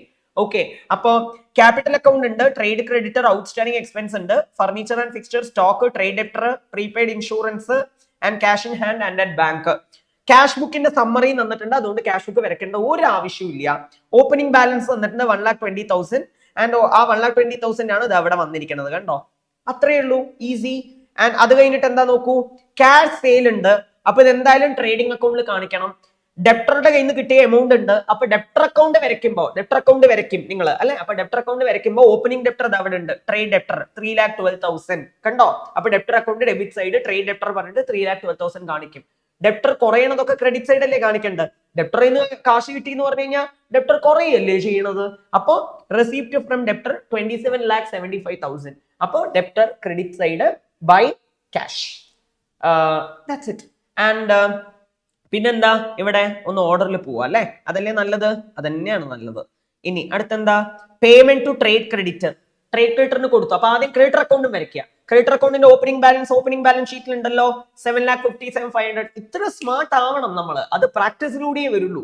പറഞ്ഞു, അപ്പൊ creditor account credit side opening balance കാണിക്കും, ക്രെഡിറ്റർ കുറയണതൊക്കെ ഡെബിറ്റ് സൈഡ് കാണിക്കുക. പേയ്മെന്റ് ടു ട്രേഡ് ക്രെഡിറ്റർ പറഞ്ഞാൽ ക്രെഡിറ്റർ കുറഞ്ഞു എന്നർത്ഥം. അപ്പൊ നേരെ ക്രെഡിറ്ററിന്റെ ഡെബിറ്റ് സൈഡ് എന്ത് ചെയ്യണം നമ്മൾ, ടു ബാങ്ക് പറഞ്ഞിട്ട് 1 crore, note the point. Okay, 1,24,83,000. പിന്നെതാ ഇവിടെ എന്താ തന്നിരിക്കണം മക്കളെ, സൺട്രി എക്സ്പെൻസ് പെയ്ഡ്. അതിലൊരു ട്വിസ്റ്റ് ഉണ്ട് കേട്ടോ. സൺട്രി എക്സ്പെൻസ് പറഞ്ഞാൽ ടോട്ടൽ എക്സ്പെൻസാ, മൊത്തത്തിലുള്ള ചെലവാ. Sundry depending on the context meaning മാറും കേട്ടോ. അതുപോലെ ഡ്രോയിങ്സ് ഉണ്ട്, ബാലൻസ് ഷീറ്റിൽ കാണിക്കണം, അറിയാലോ അല്ലെ. Cash in hand and at bank closing cash ആണ്, അത് ക്ലോസിംഗ് ബാലൻസ് ഷീറ്റിൽ കാണിക്കണം. എത്ര ഈസി നോക്കൂ, എത്ര ഈസി. പകുതി ഏറ്റവും എവിടെ കാണിക്കണം എന്നുള്ളത് അറിഞ്ഞു കഴിഞ്ഞു നമുക്ക്. പിന്നെ ഇവിടെ ഓൾറെഡി ഒരു പ്രീപെയ്ഡ് ഇൻഷുറൻസ് ഉണ്ട് 3,000. കണ്ടോ, പ്രീപെയ്ഡ് ഇൻഷുറൻസ്. അപ്പൊ ഇത് പോയ വർഷം പ്രീപേ ചെയ്തതാണെന്നല്ലേ അർത്ഥം. പോയ വർഷം പ്രീപേ ചെയ്തത് ഈ വർഷത്തിന് വേണ്ടിയിട്ടായിരിക്കില്ലേ, അങ്ങനെയല്ലേ നമ്മൾ ചിന്തിക്കേണ്ടത്. അപ്പൊ ഈ സൺട്രി എക്സ്പെൻസ് എന്ന് പറഞ്ഞ് തന്നിട്ടുണ്ട്. ഈ ഇൻഷുറൻസ് അടയ്ക്കുക എന്ന് പറയുന്നത് ഒരു ചെലവല്ലേ, നമുക്ക് എക്സ്പെൻസ് അല്ലേ. അപ്പൊ ഈ പ്രീപെയ്ഡ് ഇൻഷുറൻസ് ഒരു അസറ്റ് ആണ്, ഈ സൺട്രി എക്സ്പെൻസ് ഒരു ചെലവാണ്. അപ്പൊ ഈ സൺട്രി എക്സ്പെൻസിൽ ഓൾറെഡി ഇൻഷുറൻസ് ഉണ്ട് എന്നർത്ഥം. അപ്പൊ ഈ 9,31,50 പോയ വർഷം അടച്ച 3,000 നമ്മൾ ആഡ് ചെയ്ത് കാണിക്കണം, കാരണം അത് ഈ വർഷത്തേക്കുള്ളതാ. പി ആൻഡ് എൽ അക്കൗണ്ട് വരയ്ക്കുമ്പോൾ ഉള്ള പ്രത്യേകത എന്താ, അതാത് വർഷത്തെ കാര്യങ്ങൾ അതാത് വർഷം കാണിക്കണം എന്നല്ലേ നമ്മൾ വിചാരിച്ചിരിക്കണേ. അപ്പൊ 9,31,050 അതിന്റെ കൂടെ 3,000 ആഡ് ചെയ്യണം. മറക്കരുത്, കാരണം എക്സ്പെൻസിൽ ഇൻഷുറൻസ് ഉണ്ടാവും. ഇനി അടുത്ത എന്താ നോക്കിക്കോളൂ, വേഗം. Additional information. എപ്പോഴും അഡീഷണൽ ഇൻഫർമേഷനിൽ വരുന്ന എല്ലാം രണ്ട് സ്ഥലത്ത് കാണിക്കണം എന്നുള്ളത് നിങ്ങൾക്ക് അറിയാലോ അല്ലെ. Discount allowed to trade debtor and received from trade creditor. അപ്പൊ discount allowed P and L അക്കൗണ്ടിൽ കാണിക്കണം, and discount received P and L account credit side കാണിക്കണം. പോരാത്തതിന് ഡിസ്കൗണ്ട് അലൗഡും ഡിസ്കൗണ്ട് റിസീവ്ഡും ഡെപ്റ്റർ അക്കൗണ്ടിലും കാണിക്കണം, ക്രെഡിറ്റർ അക്കൗണ്ടിലും കാണിക്കണം. ഡെപ്റ്റർ അക്കൗണ്ടിൽ ക്രെഡിറ്റ് സൈഡ് കാണിക്കണം, ക്രെഡിറ്റർ അക്കൗണ്ടിൽ ഡെബിറ്റ് സൈഡ് കാണിക്കണം. അത്രയേ ഉള്ളൂ. ഇനി അടുത്തത് നോക്കൂ, രണ്ടാമത്തെ അഡ്ജസ്റ്റ്മെന്റ് വളരെ ഇമ്പോർട്ടന്റ് ആണ്. ഭൂരിപക്ഷം കുട്ടികൾക്ക് കൺഫ്യൂഷൻ വരുന്ന ഒരു അഡ്ജസ്റ്റ്മെന്റ് ആണ്. എന്താ നോക്കൂ, annual fire insurance premium of ₹9,000 was paid every year on 1st August for the renewal of the policy എന്നാ പറയണ. ഈ കമ്പനിയുടെ പോളിസി പ്രകാരം എല്ലാ വർഷവും 1-ാം തീയതി ഓഗസ്റ്റ് ആണ് ഫയർ ഇൻഷുറൻസ് പ്രീമിയം അടയ്ക്കണമെന്ന്. നിങ്ങൾ ഒന്ന് ആലോചിച്ച് നോക്കൂ, ഈ വർഷം 1-ാം തീയതി ഓഗസ്റ്റ് പ്രീമിയം അടയ്ക്കുകയാണെങ്കിൽ അടുത്ത വർഷത്തെ ഓഗസ്റ്റ് വരെയല്ലേ അടച്ചിട്ടുണ്ടാവുക. അപ്പൊ ഒരു വർഷം 12 മാസം. പക്ഷെ ഇതിനുള്ള പ്രശ്നം എന്താണെന്നറിയോ, ഇതിന്റെ ഇടയ്ക്ക് വർഷത്തിന്റെ അവസാനം വരെയല്ലേ ബുക്ക് ക്ലോസ് ചെയ്യണ്ടേ, മാർച്ച് 31-ാം തീയതി. അപ്പൊ ശരിക്കും പറഞ്ഞാൽ ഈ വർഷത്തേക്ക് അവകാശമുള്ള ഇൻഷുറൻസ് എന്ന് പറയുന്നത് മറ്റേ നമ്മുടെ ഓഗസ്റ്റ് എന്ന് പറഞ്ഞാൽ August, September, October, November, December, January, February, March 8 മാസത്തേക്കുള്ളതേ അവകാശമുള്ളൂ. പറഞ്ഞു മനസ്സിലാവുണ്ടോ? ആൻഡ് മാത്രമല്ല നമ്മളപ്പോ ഏപ്രിൽ, മെയ്, ജൂൺ, ജൂലൈ ബാക്കി 4 മാസത്തെ ഉള്ളത് അടുത്ത വർഷത്തേക്കും ചേർത്തിയിട്ടാണ് അടച്ചിരിക്കണേ. അപ്പൊ അത് പ്രീപെയ്ഡ് അല്ലേ? ഞാൻ പറഞ്ഞു മനസ്സിലായോ? ഓഗസ്റ്റ് അടച്ചു, ഓഗസ്റ്റ് തൊട്ടിട്ട് അടുത്ത ഓഗസ്റ്റ് പറഞ്ഞാൽ നടുവിൽ 31 മാർച്ച് വർഷം ക്ലോസ് ആവുമല്ലേ. അപ്പൊ അടുത്ത വർഷത്തേക്കും ചേർത്തി അടച്ചു എന്നല്ലേ അതിനർത്ഥം. അപ്പൊ അതിലൊരു പ്രീപെയ്ഡ് ഉണ്ട് എന്നല്ലേ അർത്ഥം. അപ്പൊ 9,000 ഇൻറ്റു 4 മാസത്തെ 4/12 ചെയ്താൽ 9,000 ഇൻറ്റു 4/12 ചെയ്താൽ ഒരു 3,000 രൂപ പ്രീപെയ്ഡ് ഈ വർഷവും ഉണ്ട് എന്നർത്ഥം. അപ്പൊ പോയ വർഷത്തെ പ്രീപെയ്ഡിനെ നമ്മൾ ആഡ് ചെയ്തു, ഈ വർഷത്തെ പ്രീപെയ്ഡിനെ നമ്മൾ എന്ത് ചെയ്യണം, മൈനസ് ചെയ്യണം. അപ്പൊ ഏതെന്ന്, സൺട്രി എക്സ്പെൻസ് എന്ന് അപ്പൊ സൺഡ്രി എക്സ്പെൻസിൽ ആഡും ചെയ്യും ലെസ്സും ചെയ്യും നമ്മള്. അപ്പൊ അതേ എമൗണ്ട് കിട്ടും. പിന്നെ ഇതിലൊരു സംഭവം എന്താണെന്നറിയോ, ചില കുട്ടികൾ ഇത് എന്താ ചെയ്യേണ്ടതെന്ന് അറിയാതെ സൺഡ്രി എക്സ്പെൻസിന് അങ്ങനെ എഴുതി വെക്കും. അപ്പോഴും ആൻസർ കറക്റ്റ് ആവും. പക്ഷെ അത് തെറ്റായിട്ടുള്ള ഒരു പ്രവണതയാണ്. നമ്മൾ മനസ്സിലാക്കി ചെയ്യുന്നതും ജസ്റ്റ് ലക്കിൽ കിട്ടുന്നതും ഡിഫറെന്റ് അല്ലേ നമുക്ക്, അല്ലേ? That's it. ആൻഡ് ഈ പ്രീപെയ്ഡ് ഇൻഷുറൻസ്, അതായത് ഈ വർഷത്തെ പ്രീപെയ്ഡ് ഇൻഷുറൻസ് ഈ വർഷത്തെ ബാലൻസ് ഷീറ്റിൽ അസറ്റ് സൈഡ് കാണിക്കണം 3000 എന്ന് പറഞ്ഞിട്ട്. അത്രയേ ഉള്ളൂ. വെരി സിമ്പിൾ, കഴിഞ്ഞു. ഇനി അടുത്ത എന്താ? Furniture and fixture where subject to depreciation at 15% per annum on diminishing balance or അല്ലാതെ ഓൺ ഡിമിനിഷിംഗ് ബാലൻസ് മെത്തേഡ്. നിറയെ പ്രിന്റിംഗ് എറേഴ്സ് ഉണ്ട്, അത് കാര്യമാക്കണ്ട. On diminishing balance method. അപ്പൊ പിന്നെ അറിയാലോ, ആദ്യം ഫർണിച്ചർ എത്രയുണ്ട് നോക്കാം. പോയ വർഷത്തെ ഫർണിച്ചർ എത്രയുണ്ട് നമുക്ക്? വെൽ, ഫർണിച്ചർ ബാലൻസ് ഷീറ്റിൽ കണ്ടറിയുമല്ലോ, 1,50,000. അപ്പൊ 1,50,000 5% കണ്ടുപിടിക്കുക. അത് ഈ വർഷത്തെ P and L account debit side കാണിക്കുക. ഈ വർഷത്തെ ബാലൻസ് ഷീറ്റിൽ നമ്മൾ ഫർണിച്ചറിന് തേയ്മാനം കുറച്ചിട്ട് ബാക്കിയുള്ള എമൗണ്ട് കാണിക്കുക. ഇതൊന്നും ഞാൻ എഴുതി തരേണ്ട ആവശ്യമില്ല, ഞാൻ പറയുമ്പോൾ നിങ്ങൾക്ക് വിഷ്വലൈസ് ചെയ്യാൻ പറ്റണം. Hope it is clear to U.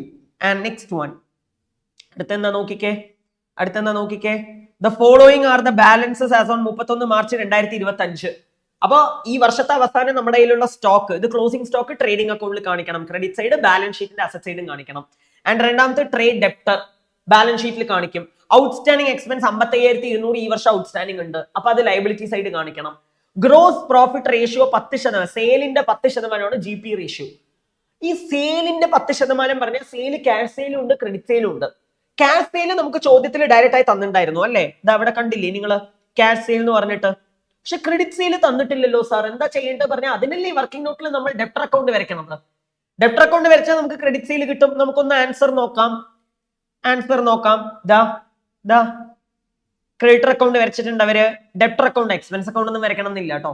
അപ്പൊ ദാ ഡെപ്റ്റർ ഓപ്പണിംഗ് ബാലൻസ് ഉണ്ട്, ക്ലോസിംഗ് ബാലൻസ് ഇട്ടു, ഡിസ്കൗണ്ട്, ഡെപ്റ്ററിൽ നിന്ന് കിട്ടിയ കാശ്. അപ്പൊ ദാ സെയിൽ ബാലൻസിങ് ഫിഗർ കിട്ടി. അതാണ് നമ്മുടെ ക്രെഡിറ്റ് സെയില്. ഇതാണ് നമ്മുടെ ക്രെഡിറ്റ് സെയില്. അതവിടെ ഇരിക്കട്ടെ. നേരെ ഡെപ്റ്ററുടെ അക്കൗണ്ട് നോക്കൂ, ക്രെഡിറ്ററുടെ അക്കൗണ്ട് നോക്കൂ. ക്രെഡിറ്ററുടെ ഓപ്പണിംഗ് ബാലൻസ്, ക്ലോസിംഗ് ബാലൻസ് അവര് തന്നിട്ടുണ്ടായിരുന്നില്ല. ക്രെഡിറ്റ് പർച്ചേസ് ഇല്ല എന്ന് വിചാരിക്കാം. അപ്പോ പിന്നെ ക്യാഷ് പർച്ചേസ് അവർ തന്നിട്ടുണ്ടല്ലോ അല്ലെ? ക്യാഷ് പർച്ചേസ് അവർ തന്നിട്ടുണ്ടോ നമുക്കൊന്ന് നോക്കാലോ. ചോദ്യം നോക്കാലോ. ഇതാ ചോദ്യം നോക്കൂ. വേർ ഇസ് ദ ചോദ്യം? Payment to trade creditor. Wait a minute. ശരി, ഡിസ്കൗണ്ട് റിസീവ്ഡ് ഒക്കെ എഴുതി വെക്കാം. അതുപോലെ വേറെന്താ എഴുതി വെക്കാൻ പറ്റും നമുക്ക്? വേറെന്താ എഴുതി വെക്കാൻ പറ്റുക? പേയ്മെന്റ് ടു ക്രെഡിറ്റർ, ക്രെഡിറ്ററിന് കൊടുക്കേണ്ട പേയ്മെന്റ് എഴുതി വെക്കാം നമുക്ക്. ക്രെഡിറ്ററിന് കൊടുക്കേണ്ട പേയ്മെന്റ്, അതുപോലെ ക്രെഡിറ്ററിന് കൊടുക്കേണ്ട പേയ്മെന്റ്, ഡിസ്കൗണ്ട് കിട്ടിയത്. പർച്ചേസ് എവിടെ നിന്ന് കിട്ടിയെന്നായിരിക്കും ഭൂരിപക്ഷം കുട്ടികൾക്കും ഉള്ള കൺഫ്യൂഷൻ. അതിന്റെ ട്വിസ്റ്റ് എന്താണെന്ന് അറിയണ്ടേ? ട്രേഡിംഗ് അക്കൗണ്ട് എന്നാ കിട്ടിയേ. എങ്ങനെയെന്നല്ലേ? ട്രേഡിംഗ് അക്കൗണ്ട് ഒന്ന് ആലോചിച്ച് നോക്കൂ. സെയിൽ ഫിഗർ കിട്ടി, ഡെപ്റ്റർ വരുമ്പോൾ ക്രെഡിറ്റ് സെയിൽ കിട്ടി, ക്യാഷ് സെയിൽ അവർ ഓൾറെഡി തന്നിട്ടുണ്ട്. അപ്പൊ സെയിൽ നമ്മൾ എഴുതി വെച്ചു. ക്ലോസിംഗ് സ്റ്റോക്ക് അവർ തന്നിട്ടുണ്ടായിരുന്നു, ഓപ്പണിംഗ് സ്റ്റോക്ക് അവർ തന്നിട്ടുണ്ടായിരുന്നു. ഗ്രോസ് പ്രോഫിറ്റ് സെയിലിന്റെ 10%. അപ്പൊ 1,39,30,000 10% പറഞ്ഞാൽ 13,93,000. അപ്പൊ പിന്നെ ഡെബിറ്റ് സൈഡിൽ വ്യത്യാസം വരുന്നത് നമുക്ക് പർച്ചേസ് ആയിരിക്കില്ലേ, ബാലൻസിങ് ഫിഗർ. അപ്പൊ എങ്ങനെയൊക്കെയാ ചോദ്യം വരുന്നത് നോക്കൂ, എങ്ങനെയൊക്കെയാ ട്വിസ്റ്റ് ആൻഡ് ടേൺസ് വരുന്നത് നോക്കൂ. ഇൻഫർമേഷൻ സ്കാറ്റേർഡ് ആയിട്ട് കിടക്കും. അതുകൊണ്ടാണ് ഞാൻ പറഞ്ഞത് നിങ്ങൾ ഓൾറെഡി ട്രേഡിംഗ് അക്കൗണ്ട് വരയ്ക്കണം, പി ആൻഡ് എൽ അക്കൗണ്ട് വരയ്ക്കണം, ബാലൻസ് ഷീറ്റ് വരയ്ക്കണം. അതാത് ഐറ്റം അതാത് അക്കൗണ്ടിൽ വേഗം എഴുതി വെക്കുക, ടൈം സേവ് ചെയ്യാൻ പറ്റും എന്നൊക്കെ ഞാൻ പറഞ്ഞത് അതുകൊണ്ടാണ്. പറഞ്ഞു മനസ്സിലാവുണ്ടോ? അപ്പൊ പർച്ചേസ് 1,25,97,000 നിങ്ങൾ അങ്ങനെ എഴുതി വെക്കും. ആൻഡ് അതിനെയാണ് നിങ്ങൾ പിന്നെ ക്രെഡിറ്റർ അക്കൗണ്ട് വരച്ചിട്ട് ഈ 1,25,97,000 വന്നിട്ട് ക്രെഡിറ്ററുടെ ക്ലോസിംഗ് ബാലൻസ് ആണ് നിങ്ങൾ ബാലൻസിങ് ഫിഗർ ആയിട്ട് കണ്ടുപിടിക്കുക. എവിടെ തുടങ്ങി എങ്ങനെ കണക്ട് ആവണമെന്ന് നോക്കൂ. സി, ഇതാണ് സ്റ്റാൻഡേർഡ്. ഇങ്ങനത്തെ ക്വസ്റ്റ്യൻ ആണ് വരേണ്ടത്. സോ 8,29,000. അപ്പൊ 8,29,000 നമുക്ക് ബാലൻസ് ഷീറ്റിലും കാണിക്കാൻ പറ്റും. സോ സിമ്പിൾ, അത്രേ ഉള്ളൂ. അപ്പൊ നമ്മള്, എനിക്ക് തോന്നുന്നു ചോദ്യത്തിലുള്ള എല്ലാം കവർ ചെയ്തു എന്നുള്ളത്. Yes, that's it. We have covered everything, each and everything. എല്ലാം കവർ ചെയ്തു നമ്മൾ. ഞാൻ ഇപ്പൊ പറഞ്ഞ കാര്യങ്ങളെല്ലാം അവർ കാണിച്ചിട്ടുണ്ട്. ഗ്രോസ് പ്രോഫിറ്റിന്റെ അടുത്ത് താഴെ ഇട്ടു. ഞാൻ ഓരോ ചോദ്യം വായിക്കുമ്പോൾ തന്നെ ഇത് ഇവിടെ വരണം എന്ന് പറഞ്ഞിട്ടുണ്ടായിരുന്നു. അത് എഴുതിയിട്ടുണ്ടെങ്കിൽ നിങ്ങൾക്ക് ടൈം 15 മിനിറ്റ്, ഏറിപ്പോയ 20 മിനിറ്റ്, അതിനുള്ളിൽ ഒരു പ്രോബ്ലം കംപ്ലീറ്റ് ചെയ്യണം. ആ പ്രോബ്ലം അത് കംപ്ലീറ്റ് ആയില്ലെങ്കിൽ അവിടെ നിർത്തൂ, എന്നിട്ട് അടുത്ത പ്രോബ്ലം ചെയ്യൂ. You should be able to timely complete the problem. പറഞ്ഞു മനസ്സിലാവുണ്ടോ? Time very very important. അത് വളരെ ഇമ്പോർട്ടന്റ് ആണ്. അത് ചെയ്യാൻ പറ്റണം. അത് പ്രാക്ടീസിലൂടെ വരുള്ളൂ. Understood? That's it. So that's it. എല്ലാം ഇവിടെ വന്നിട്ടുണ്ട്. നമ്മൾ ഓബിയസ്ലി നെറ്റ് പ്രോഫിറ്റ് കിട്ടും. ആ നെറ്റ് പ്രോഫിറ്റ് നമ്മൾ ബാലൻസ് ഷീറ്റിൽ ക്യാപിറ്റലിന്റെ കൂടെ ആഡ് ചെയ്യുന്നു, ഡ്രോയിങ്സ് മൈനസ് ചെയ്യുന്നു, ക്രെഡിറ്റർ ബാലൻസിംഗ് ഫിഗർ കിട്ടി, ഔട്ട്സ്റ്റാൻഡിംഗ് എക്സ്പെൻസ് അങ്ങനെ എഴുതി വെച്ചു, പ്രീപെയ്ഡ് ഇൻഷുറൻസ് 3000 വരുമെന്ന് ഞാൻ പറഞ്ഞില്ലേ. Simple, problem finished. So students, ഇതുവരെ എല്ലാം സ്മൂത്ത് ഗോയിങ്. നമ്മളിപ്പോ 3B, തേർഡ് ബി, ഈ ക്വസ്റ്റ്യൻ കണ്ടപാടെ നിങ്ങൾക്ക് മൈൻഡിൽ വന്നിട്ടുണ്ടാവുക നമ്മുടെ ICAI സ്റ്റഡി മെറ്റീരിയലത്തെ അതേ ക്വസ്റ്റ്യൻ. ആൻഡ് ചെറിയൊരു വ്യത്യാസം ഉണ്ടോന്ന് ചോദിച്ചാൽ ഡൗട്ട് തന്നെയാണ്, മനസ്സിലാവുണ്ടാവും. അത് പ്രാക്ടീസ് ചെയ്തിട്ടുള്ള ആൾക്കാർക്ക് ഇത് വളരെ ഈസി ആയിരിക്കും. നോക്കാം. Messrs. Vellore is a partnership firm with the partners X, Y and Z sharing profits and losses in the ratio of 3:2:5. അപ്പോൾ വായിക്കുമ്പോൾ തന്നെ ഞാൻ എപ്പോഴും സ്റ്റുഡൻസിനോട് പറയുന്ന ഒരു കാര്യമാണ്, ചോദ്യം വൃത്തിക്ക് ഫുൾ ആയിട്ട് വായിക്കുക. 3/10, 2/10, 5/10. Balance sheet of the firm as on 30 June 2025. You heard me right. ഇവർക്ക് വന്ന് 31 മാർച്ച് അല്ല, ജൂൺ 30-ാം തീയതിയാണ് ക്ലോസിംഗ്. ഓക്കെ, സോ നോക്കിക്കോളൂ. ബാലൻസ് ഷീറ്റ് ഒരു ഓവർവ്യൂ നടത്താം. ക്യാപിറ്റൽ അക്കൗണ്ട് ഉണ്ട്, long term loan, bank overdraft, trade payable, land building, plant and machinery, investment, inventory, trade receivable. പഴയ ഗുഡ്വിൽ ഒന്നും ഇല്ല. ബാലൻസ് ഷീറ്റ് എപ്പോഴും വായിക്കണം എന്ന് പറയാനുള്ള കാരണം എന്താ? പഴയ ഗുഡ്വിൽ എന്തെങ്കിലും ഉണ്ടെങ്കിൽ അതിനെ റൈറ്റ് ഓഫ് ചെയ്തിരിക്കണം. There is no compromise in that കേട്ടോ. പക്ഷെ ഇവിടെ പഴയ ഗുഡ്വിൽ ഒന്നും ഇല്ല. അപ്പൊ നമ്മൾ എന്ത് ചെയ്യാം? നേരെ താഴെ വന്നോളൂ. It was mutually agreed that Y will retire from the partnership and in his place P will be admitted as a partner with effect from 1st July 2025. അപ്പൊ ഇതെന്താണ്? അഡ്മിഷൻ കം റിട്ടയർമെന്റ് ആണ്. ഒരാൾ റിട്ടയർ ആയി പോകുന്നു, ആ retire ആയി പോണ ആളുടെ സ്ഥാനത്തേക്ക് വേറൊരു പാർട്ട്ണറിനെ അഡ്മിറ്റ് ചെയ്യുന്നു. അപ്പൊ ഇത് വളരെ ഇമ്പോർട്ടന്റ് ആയിട്ട് ഇപ്പൊ റിപ്പീറ്റഡ് ആയിട്ട് പല ക്വസ്റ്റ്യൻ പേപ്പേഴ്സിനും ചോദിക്കുന്ന ഒരു പാറ്റേൺ കണ്ടുവരുന്നുണ്ട്. So don't make it and easy target പോലെ എടുത്തിട്ട് അങ്ങനെ വിടണ്ട, ജസ്റ്റ് ഒന്ന് പ്രാക്ടീസ് ചെയ്യുക കേട്ടോ. നോക്കിക്കോളൂ, ഓരോ അഡ്ജസ്റ്റ്മെന്റ്സും നമുക്ക് നോക്കാം. Following adjustments are to be made. Yes. First one, goodwill of the firm is to be valued at rupees 15 lakhs. ഫേമിന്റെ ഗുഡ്വിൽ ആണ് 15 ലക്ഷം. You heard me right. അതിൽ തന്നെ പറഞ്ഞിട്ടുണ്ട് ഫേമിന്റെ ഗുഡ്വിൽ ആണ്. ഇപ്പൊ ഒരാൾ റിട്ടയർ ആയി പോണ സമയത്ത് ആ 15 ലക്ഷം രൂപേനെ തൂക്കി അങ്ങനെ റിട്ടയറിംഗ് പാർട്ട്ണർ കൊടുത്തിട്ട് ബാക്കിയുള്ള പാർട്ട്നേഴ്സ് പുറത്തിറങ്ങി പോകാൻ പറ്റില്ലല്ലോ. അപ്പൊ എന്തായാലും റിട്ടയർ ആയി പോണ ആൾക്ക് കൊടുക്കേണ്ട ഷെയർ മാത്രം നമ്മൾ കൊടുത്താൽ മതി. പറഞ്ഞ മനസ്സിലാവണം. അത് എപ്പോഴും മൈൻഡിൽ ഉണ്ടാവണം. ഫേമിന്റെ ഗുഡ്വിലാണോ തന്നിരിക്കുന്നത്, അതെയോ റിട്ടയറിംഗ് ആയി പോണ ആളുടെ ഗുഡ്വിലാണോ തന്നിരിക്കണേ എന്നൊക്കെ വേണം നമ്മൾ മൈൻഡിൽ വിചാരിക്കാൻ. അപ്പൊ 15 ലാക്ക് എന്ന് പറയുമ്പോൾ ഇവിടെ റിട്ടയർ ആയി പോണ ആൾ ആരാണ്?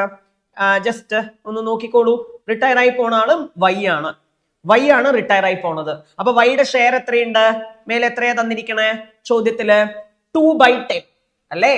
2/10. അപ്പൊ 15 lakh into 2/10. കയ്യിൽ കാൽക്കുലേറ്റർ ഒക്കെ ഉണ്ടാവണം എല്ലാവർക്കും. ആൻഡ് ഓബിയസ്ലി നിങ്ങൾക്ക് അറിയാം ഇറ്റ് ഇസ് 3 lakh. അപ്പൊ 3 ലക്ഷം രൂപയാണ് വൈക്ക് കൊടുക്കേണ്ട എമൗണ്ട്. ആര് കൊടുക്കണം? റിട്ടയർമെന്റ് സമയത്ത് നമ്മൾ ഫോളോ ചെയ്യുന്ന ഒരു ജേർണൽ എൻട്രി എന്താണ്?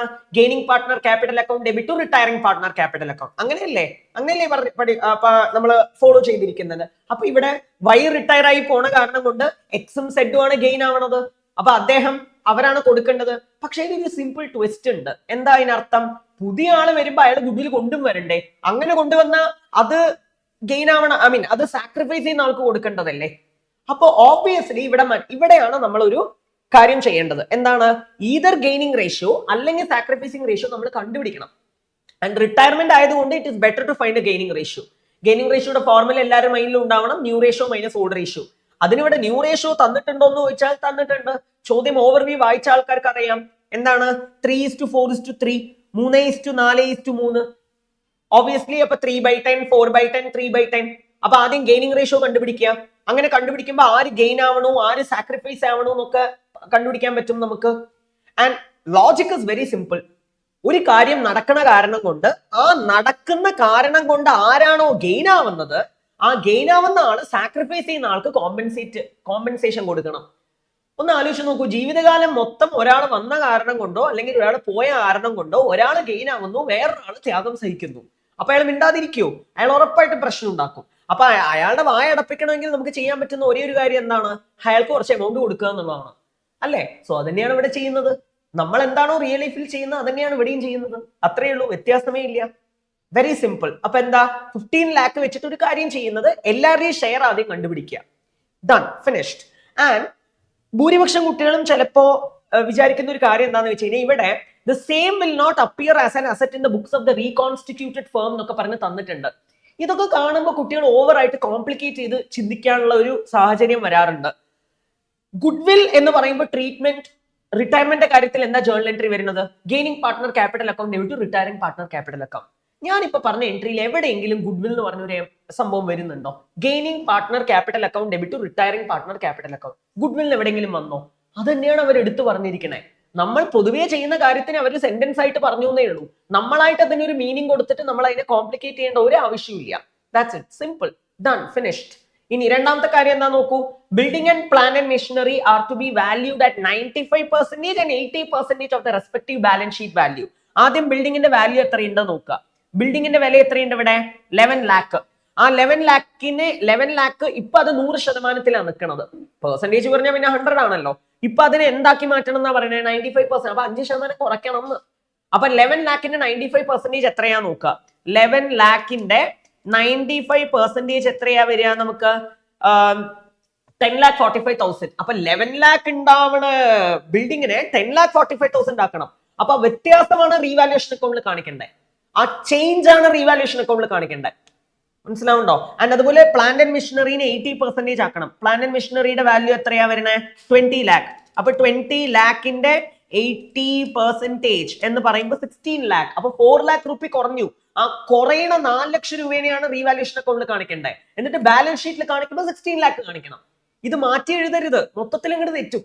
പറഞ്ഞു മനസ്സിലായി? മാർക്ക് സ്കോർ ചെയ്യാനും വളരെ എളുപ്പമാണ്. അതേസമയം ഒരു തെറ്റ് എഴുതുന്ന കാരണം കൊണ്ട് മൊത്തത്തിൽ അങ്ങോട്ട് ലൂസ് ചെയ്യാനും വളരെ എളുപ്പമാണ്. So you have to be very careful while dealing with cash. So that's it. Next one എന്താണ്? അതിൽ തന്നെ investment are to be taken over by the retiring partner at ₹2,30,000. Investment ആരാ എടുത്തോണ്ട് പോണേ? Retiring partner. എത്ര രൂപയ്ക്ക് എടുത്തോണ്ട് പോണേ? 2,30,000 രൂപയ്ക്ക് എടുത്തോണ്ട് പോകണു. അതിനർത്ഥം ഇൻവെസ്റ്റ്മെന്റ് വാല്യൂ ഇവിടെ എത്രയുണ്ടോ നോക്കൂ. ഇൻവെസ്റ്റ്മെന്റ് വാല്യൂ 2,10,000-ന് 2,30,000 എടുത്തോണ്ട് പോയി പറഞ്ഞു കഴിഞ്ഞാൽ 20,000 രൂപയ്ക്ക് ഇൻവെസ്റ്റ്മെന്റ് വില കൂടിയിട്ടുണ്ടെന്നല്ലേ അർത്ഥം. അപ്പൊ അസറ്റ് കൂടി എന്നല്ലേ അർത്ഥം. അപ്പൊ അസറ്റ് കൂടിയാലും കുറഞ്ഞാലും റീവാലുവേഷൻ അക്കൗണ്ട് നമ്മൾ കാണിക്കണമല്ലോ. അപ്പൊ എങ്ങനെയാ വരിക? ഇൻവെസ്റ്റ്മെന്റ് അക്കൗണ്ട് ഡെബിറ്റ് റീവാലുവേഷൻ അക്കൗണ്ടിന്റെ ക്രെഡിറ്റ് സൈഡ് ഇൻവെസ്റ്റ്മെന്റ് കാണിക്കണം. എന്നിട്ട് ആ ഇൻവെസ്റ്റ്മെന്റ് ബാലൻസ് ഷീറ്റിൽ പിന്നെ കാണിക്കേണ്ട ആവശ്യമില്ല. അതെന്താ ബാലൻസ് ഷീറ്റിൽ കാണിക്കേണ്ട ആവശ്യമില്ലാത്തത്? കാരണം റിട്ടയറിംഗ് പാർട്ട്ണർ എടുത്തോണ്ട് പോകണു. അപ്പൊ റിട്ടയറിംഗ് പാർട്ട്ണർ എടുത്തോണ്ട് പോകുമ്പോൾ റിട്ടയർ ആയി പോവല്ലേ, പാവം പൊയ്ക്കോട്ടെ എന്ന് പറഞ്ഞിട്ട് ബാക്കിയുള്ള ആൾക്കാർ മിണ്ടാതിരിക്കുവോ? ഒരിക്കലും ഇല്ല.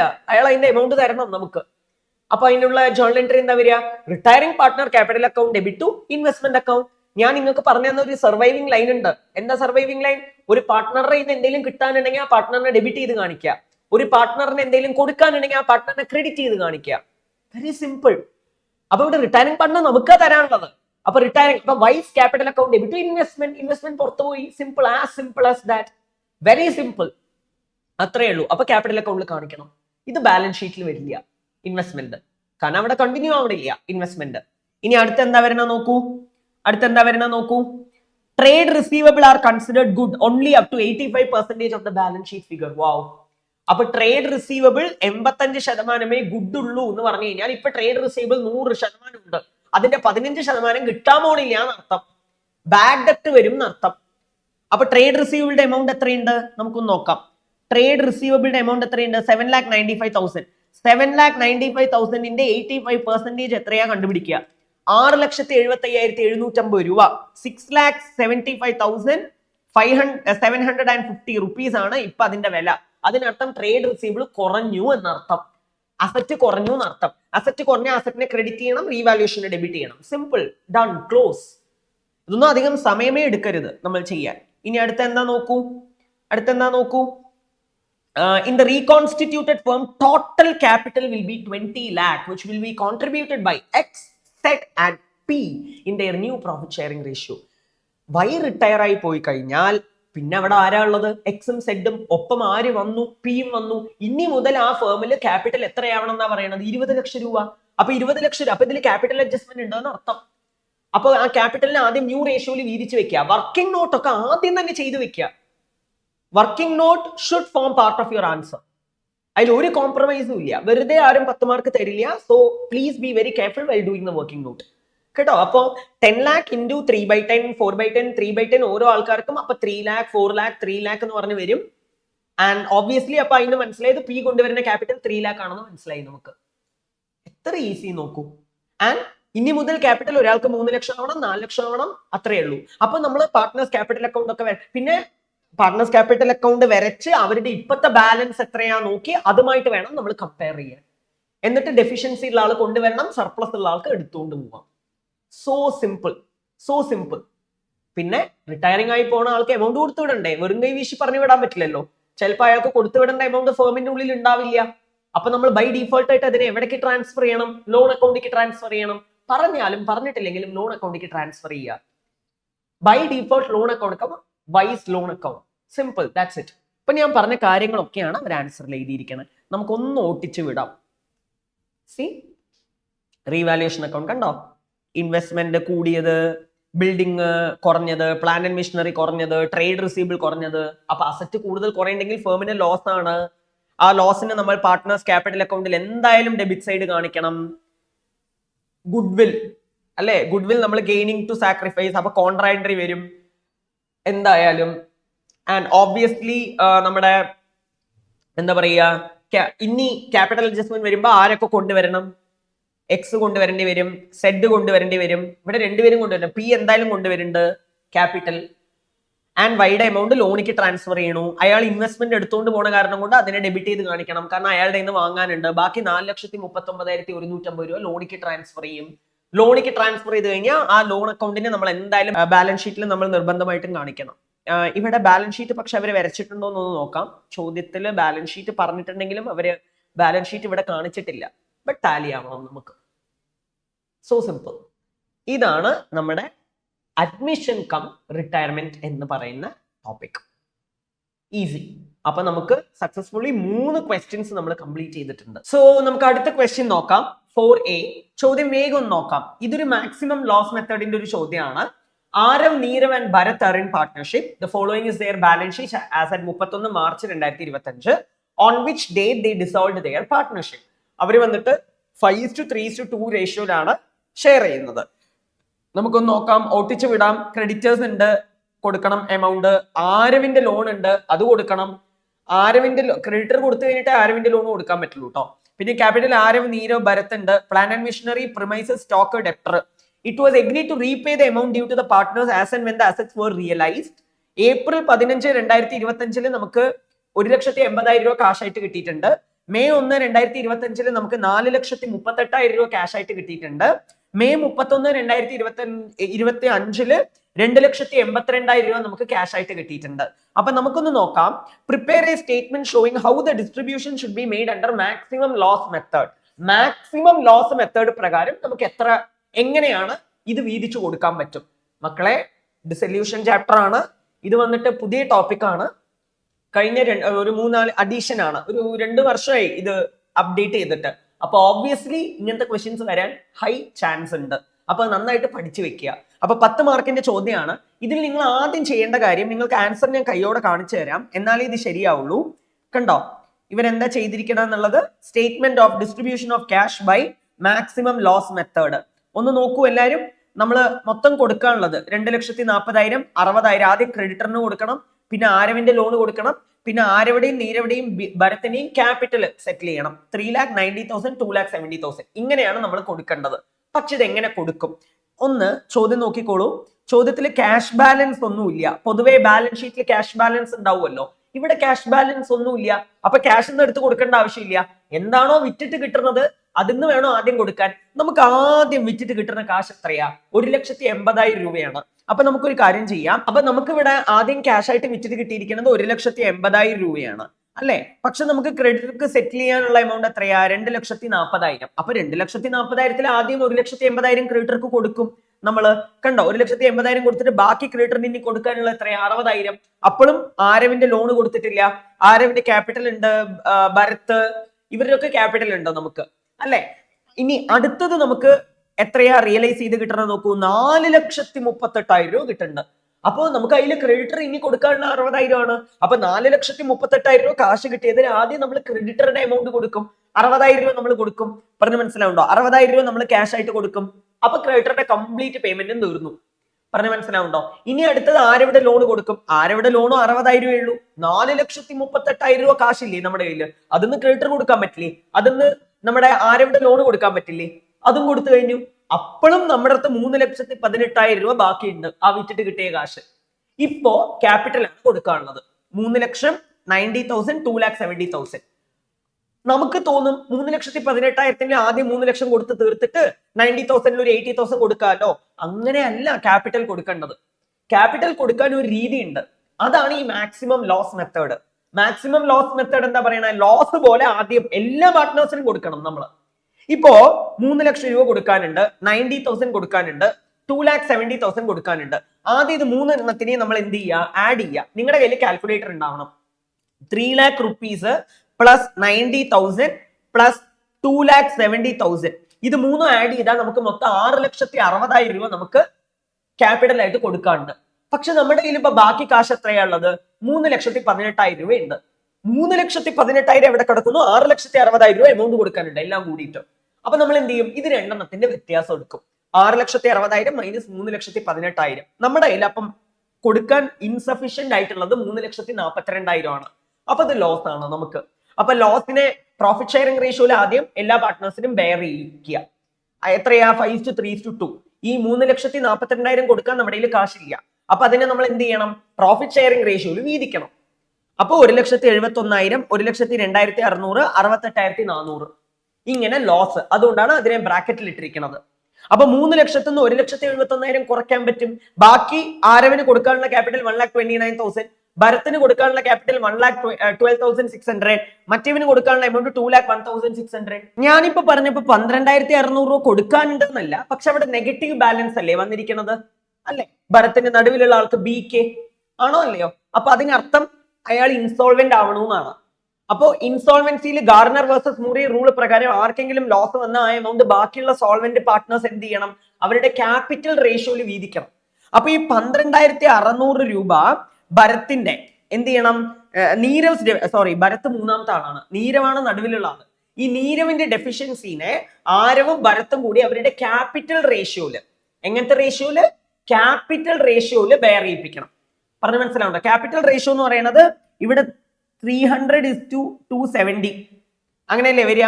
270 അങ്ങനെ ചെയ്തു കഴിഞ്ഞാൽ നമുക്ക് ഏകദേശം എങ്ങനെ വരും? 100:90. അതിനെ ചെറുതാക്കുകയാണ് നമ്മള്. അപ്പൊ ഈ 12,600 ലോസിനെ 100:90 എന്നുള്ള റേഷ്യോയില് 66305970 അങ്ങനെ നമ്മൾ എന്ത് ചെയ്യുന്നു? നമ്മൾ അവർക്ക് ലോസ് പോലെ അവരെ കൊണ്ട് ബെയർ ചെയ്യിപ്പിക്കുന്നു നമ്മള്. അപ്പൊ 1,29,000 രൂപ കൊടുക്കേണ്ട അവിടെ 6,630 രൂപ മൈനസ് ചെയ്തിട്ട് ബാക്കി നമ്മൾ ആരവിന് കൊടുക്കാനുള്ള എമൗണ്ട് 1,22,370 രൂപ. അതുപോലെ നമ്മുടെ ഭരത്തിന് 2,01,600 രൂപയിൽ നിന്ന് 5,970 രൂപ മൈനസ് ചെയ്തിട്ട് ബാക്കി 1,95,630 രൂപ കൊടുത്താൽ മതി. നിങ്ങൾ ഈ രണ്ട് എമൗണ്ട് ഒന്ന് ആഡ് ചെയ്ത് നോക്കിക്കേ, നമ്മുടെ കയ്യിലുള്ള കാശിന്റെ എമൗണ്ട് കിട്ടും. നമ്മുടെ കയ്യിൽ എത്ര കാശ് ഉണ്ടായിരുന്നു? 3,18,000 അത് വരും നമുക്ക് ക്യാഷ് പെയ്ഡ് പറഞ്ഞിട്ട്. അപ്പോ ഇനി ബാക്കി എത്ര കൊടുക്കാനുണ്ട്? ഒന്ന് ആലോചിച്ച് നോക്കൂ. അതായത് 1 - 2, 3 ലക്ഷം രൂപ കൊടുക്കാനുള്ളതിൽ 1,22,370 കൊടുത്തു. 2,70,000 ഇപ്പൊ നമ്മൾ നീരവിനൊന്നും കൊടുത്തിട്ടില്ല. ആൻഡ് ഭരത്തിന് 2,70,000 കൊടുക്കേണ്ട അവിടെ 1,95,630 കൊടുത്തു. ഇനി ബാക്കി എത്ര കൊടുക്കണം? 1,77,630 കൊടുക്കണം, 74,370 കൊടുക്കണം. ആൻഡ് നീരവിന് ഒന്നും കൊടുത്തിട്ടില്ല, 90,000 അങ്ങനെ കൊടുക്കാനുണ്ട്. നീരവിന് അങ്ങനെ വിടുകയല്ല, നമ്മൾ ഒരാൾക്ക് ലോസ് മനഃപൂർവ്വം വരുത്തി ചെയ്യുന്നതാണത്. അതുകൊണ്ടാണ് അത് മാക്സിമം ലോസ് മെത്തേഡ് എന്ന് പറയുന്നത്. എന്തായാലും അവരുടെ ക്യാപിറ്റൽ കൊടുക്കണം നമ്മൾ. പറഞ്ഞ മനസ്സിലാവുണ്ടോ? നമ്മൾ ഒരാൾക്ക് വേണം വെച്ച് ഡെബിറ്റ് ബാലൻസ് വരുത്തിക്കുകയാണ് ആർക്ക് എമൗണ്ട് കൊടുക്കും എന്ന് കണ്ടുപിടിക്കാൻ വേണ്ടിയിട്ട്. അല്ലാതെ തോന്നിയ പോലെ എമൗണ്ട് കൊടുക്കാൻ പറ്റില്ല നമുക്ക്. പറഞ്ഞ മനസ്സിലാവുണ്ടോ? അപ്പൊ ഇവിടെ നോക്കൂ, ഇനി 1,77,630, 90,000, 74,370 ഇത് മൂന്നും ആഡ് ചെയ്യുക. എത്രയാ വരിക നോക്കാം നമുക്ക്.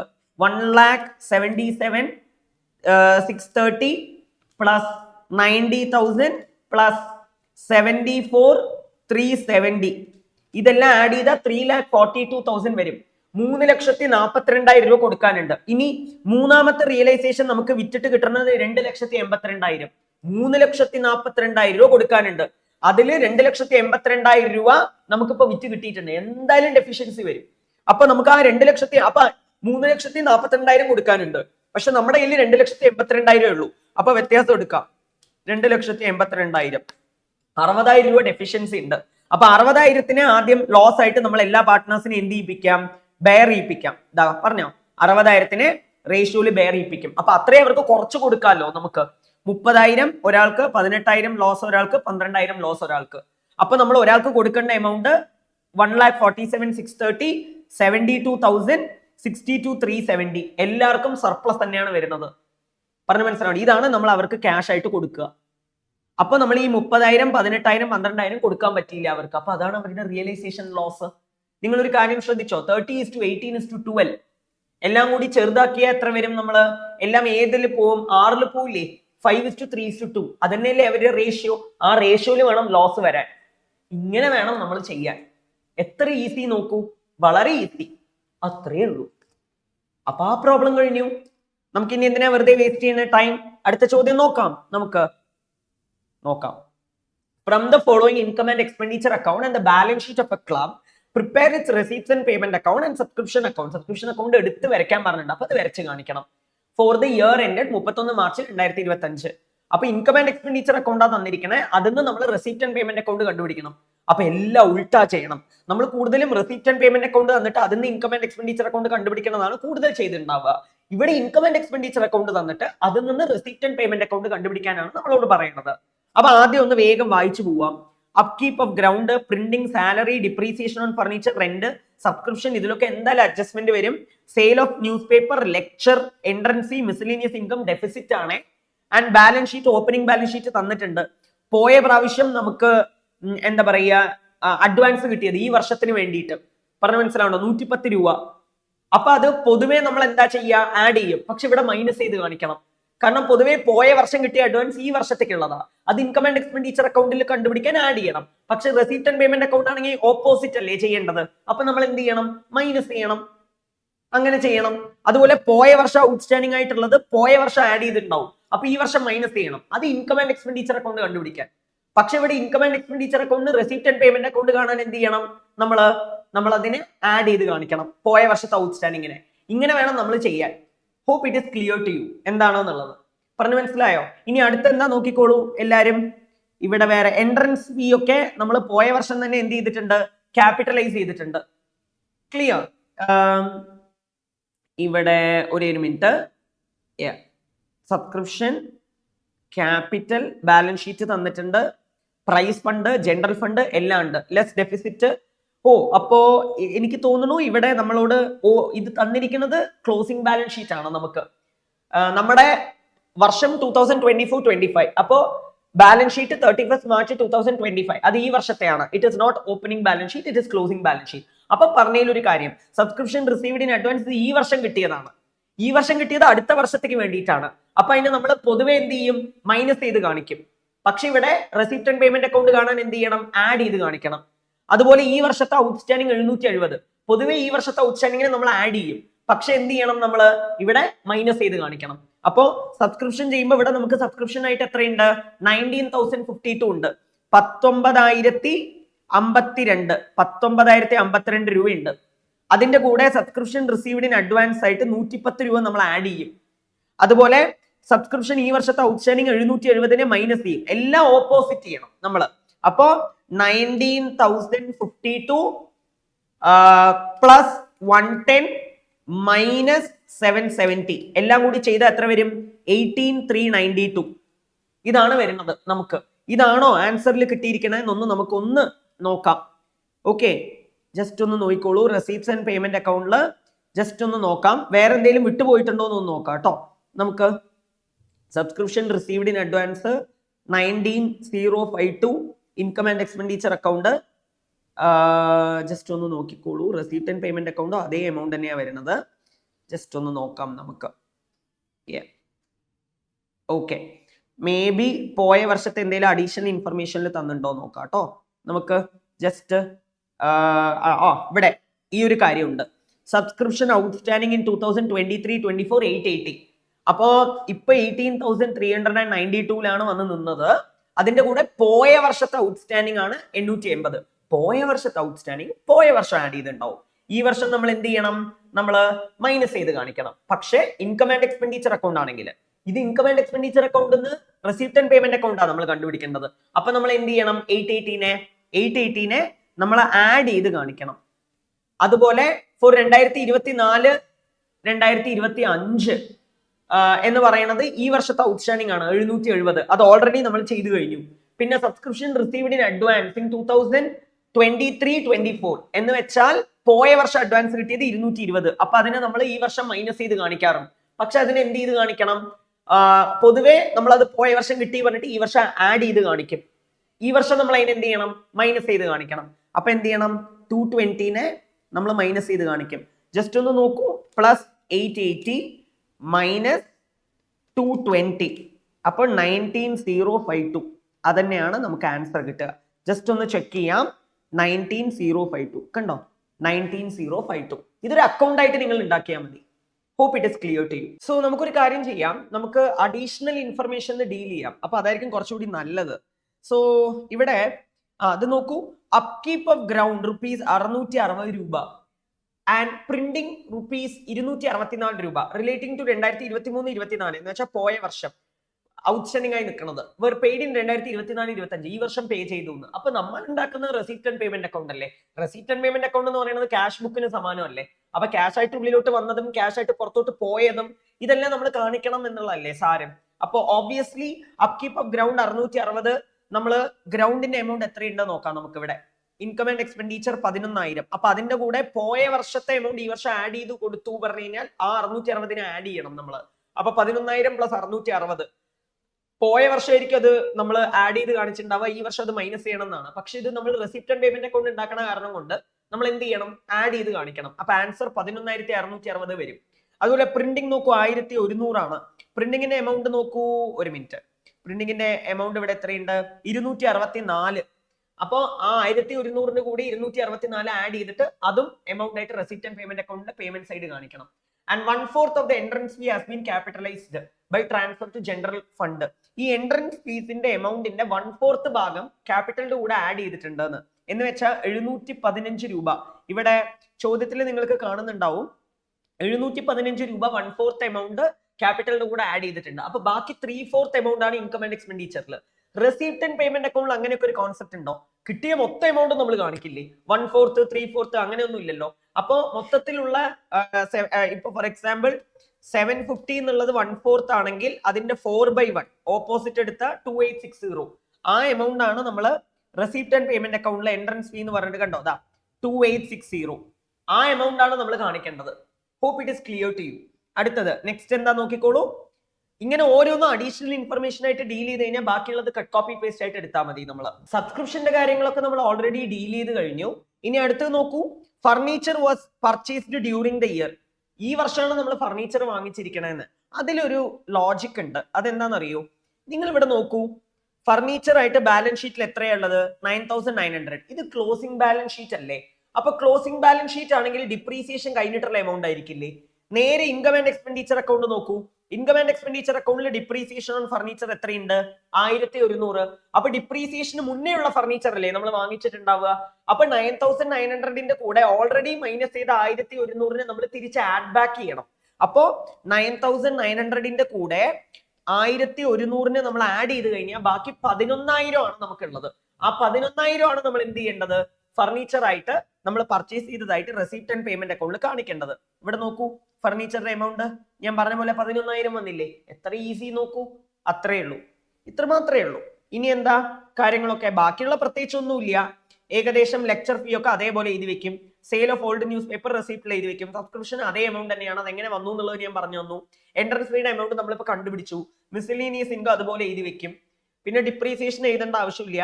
Rent, salary, printing, upkeep of ground ഇതൊക്കെ നമ്മൾ അങ്ങനെ എഴുതി വെക്കും. അത്രേ ഉള്ളൂ. അങ്ങനെ എഴുതി വെക്കും പറഞ്ഞാൽ നമ്മൾ അപ്കീപ്പ് ഓഫ് ഗ്രൗണ്ടിലും പ്രിന്റിംഗിലും ഓൾറെഡി അഡ്ജസ്റ്റ്മെന്റ് ഉണ്ട്. അതൊക്കെ ഡീൽ ചെയ്ത് എഴുതി വെക്കും.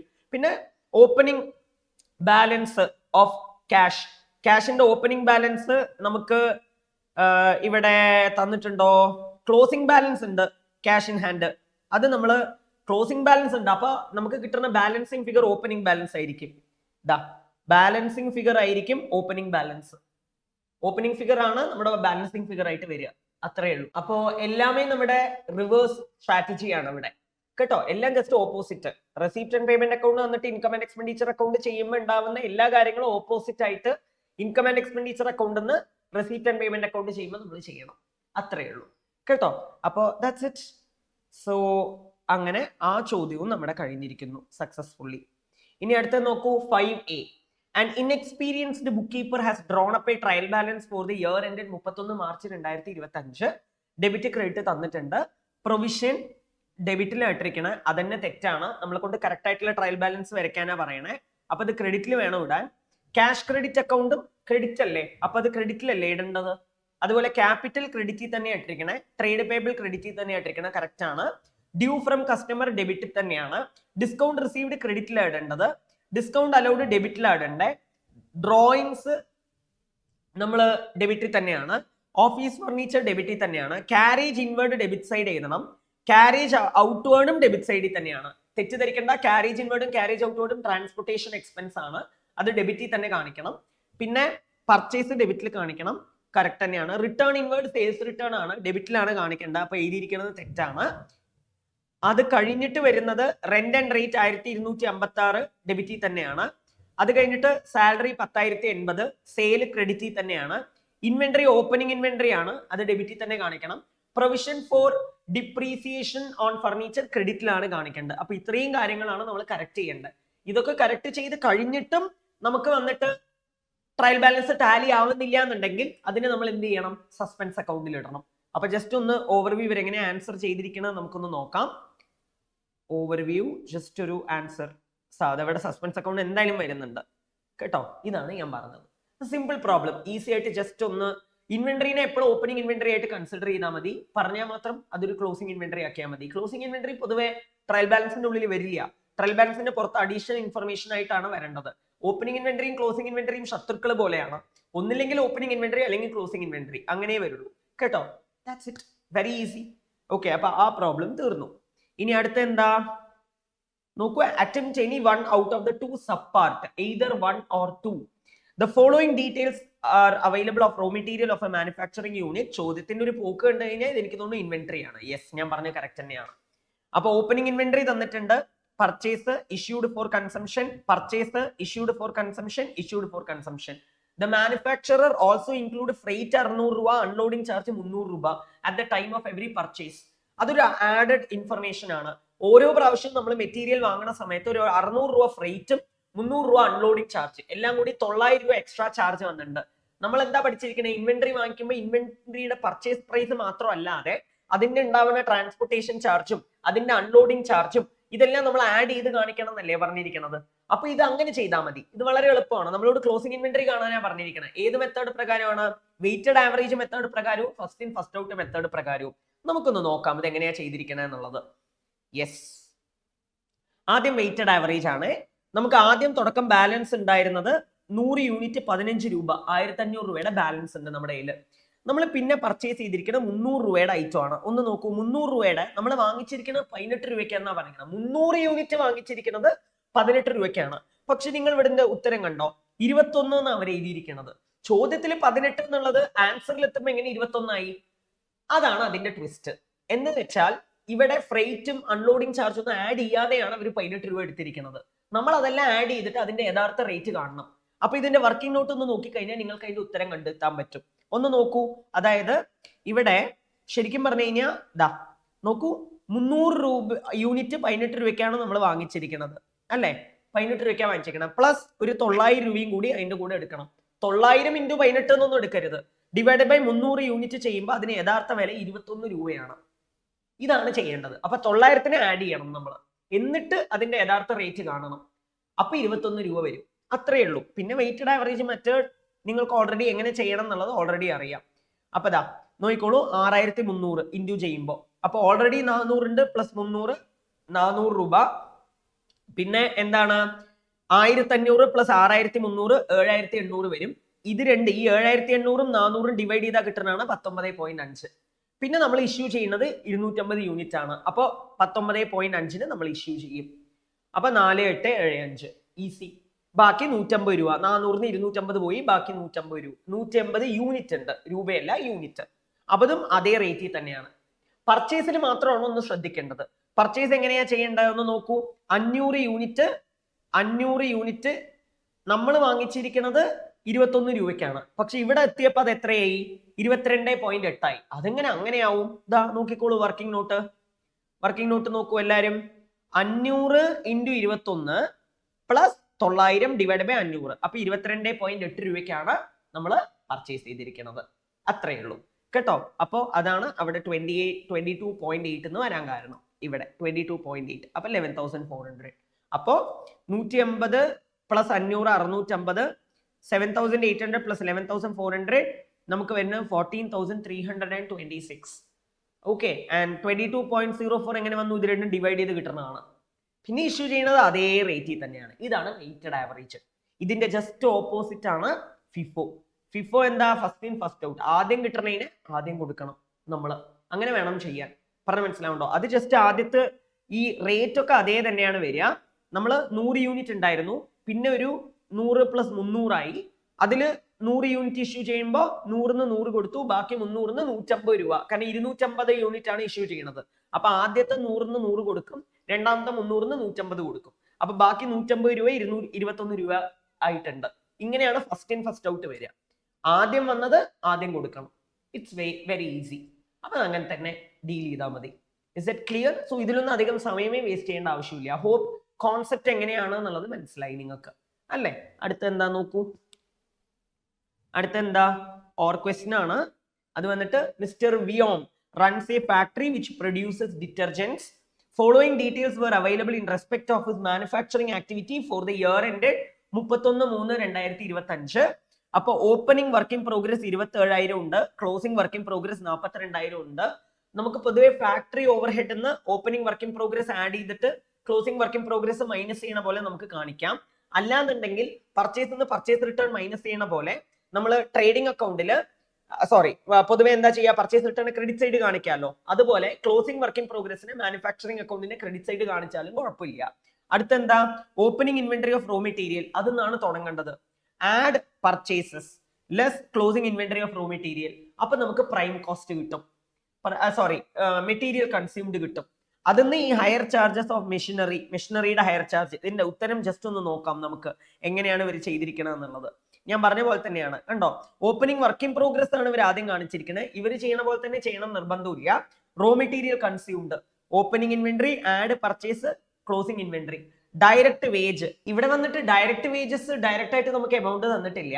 പകരം ഇവിടെ എങ്ങനെയാ വരുന്നത് പറഞ്ഞു കഴിഞ്ഞാൽ direct wages contract 0.80 per unit manufactured. നമ്മൾ എത്ര യൂണിറ്റ് ആണോ മാനുഫാക്ചർ ചെയ്യുന്നത്, നമ്മൾ എത്ര യൂണിറ്റ് ആണ് മാനുഫാക്ചർ ചെയ്യുന്നത്? 15 lakh യൂണിറ്റ്. ആ 15 ലക്ഷം യൂണിറ്റിന്റെ 0.70 പറഞ്ഞ മനസ്സിലാവുണ്ടോ? 0.70 അതാണ് നമ്മൾ ഇൻഡ്യൂ ചെയ്യേണ്ടത്. പ്ലസ് ക്ലോസിംഗ് വർക്ക് ഇൻ പ്രോഗ്രസിന്റെ ക്ലോസിംഗ് വർക്ക് ഇൻ പ്രോഗ്രസ് എത്രയുണ്ട്? നമുക്കൊന്ന് ചോദ്യം നോക്കിയാൽ കിട്ടും.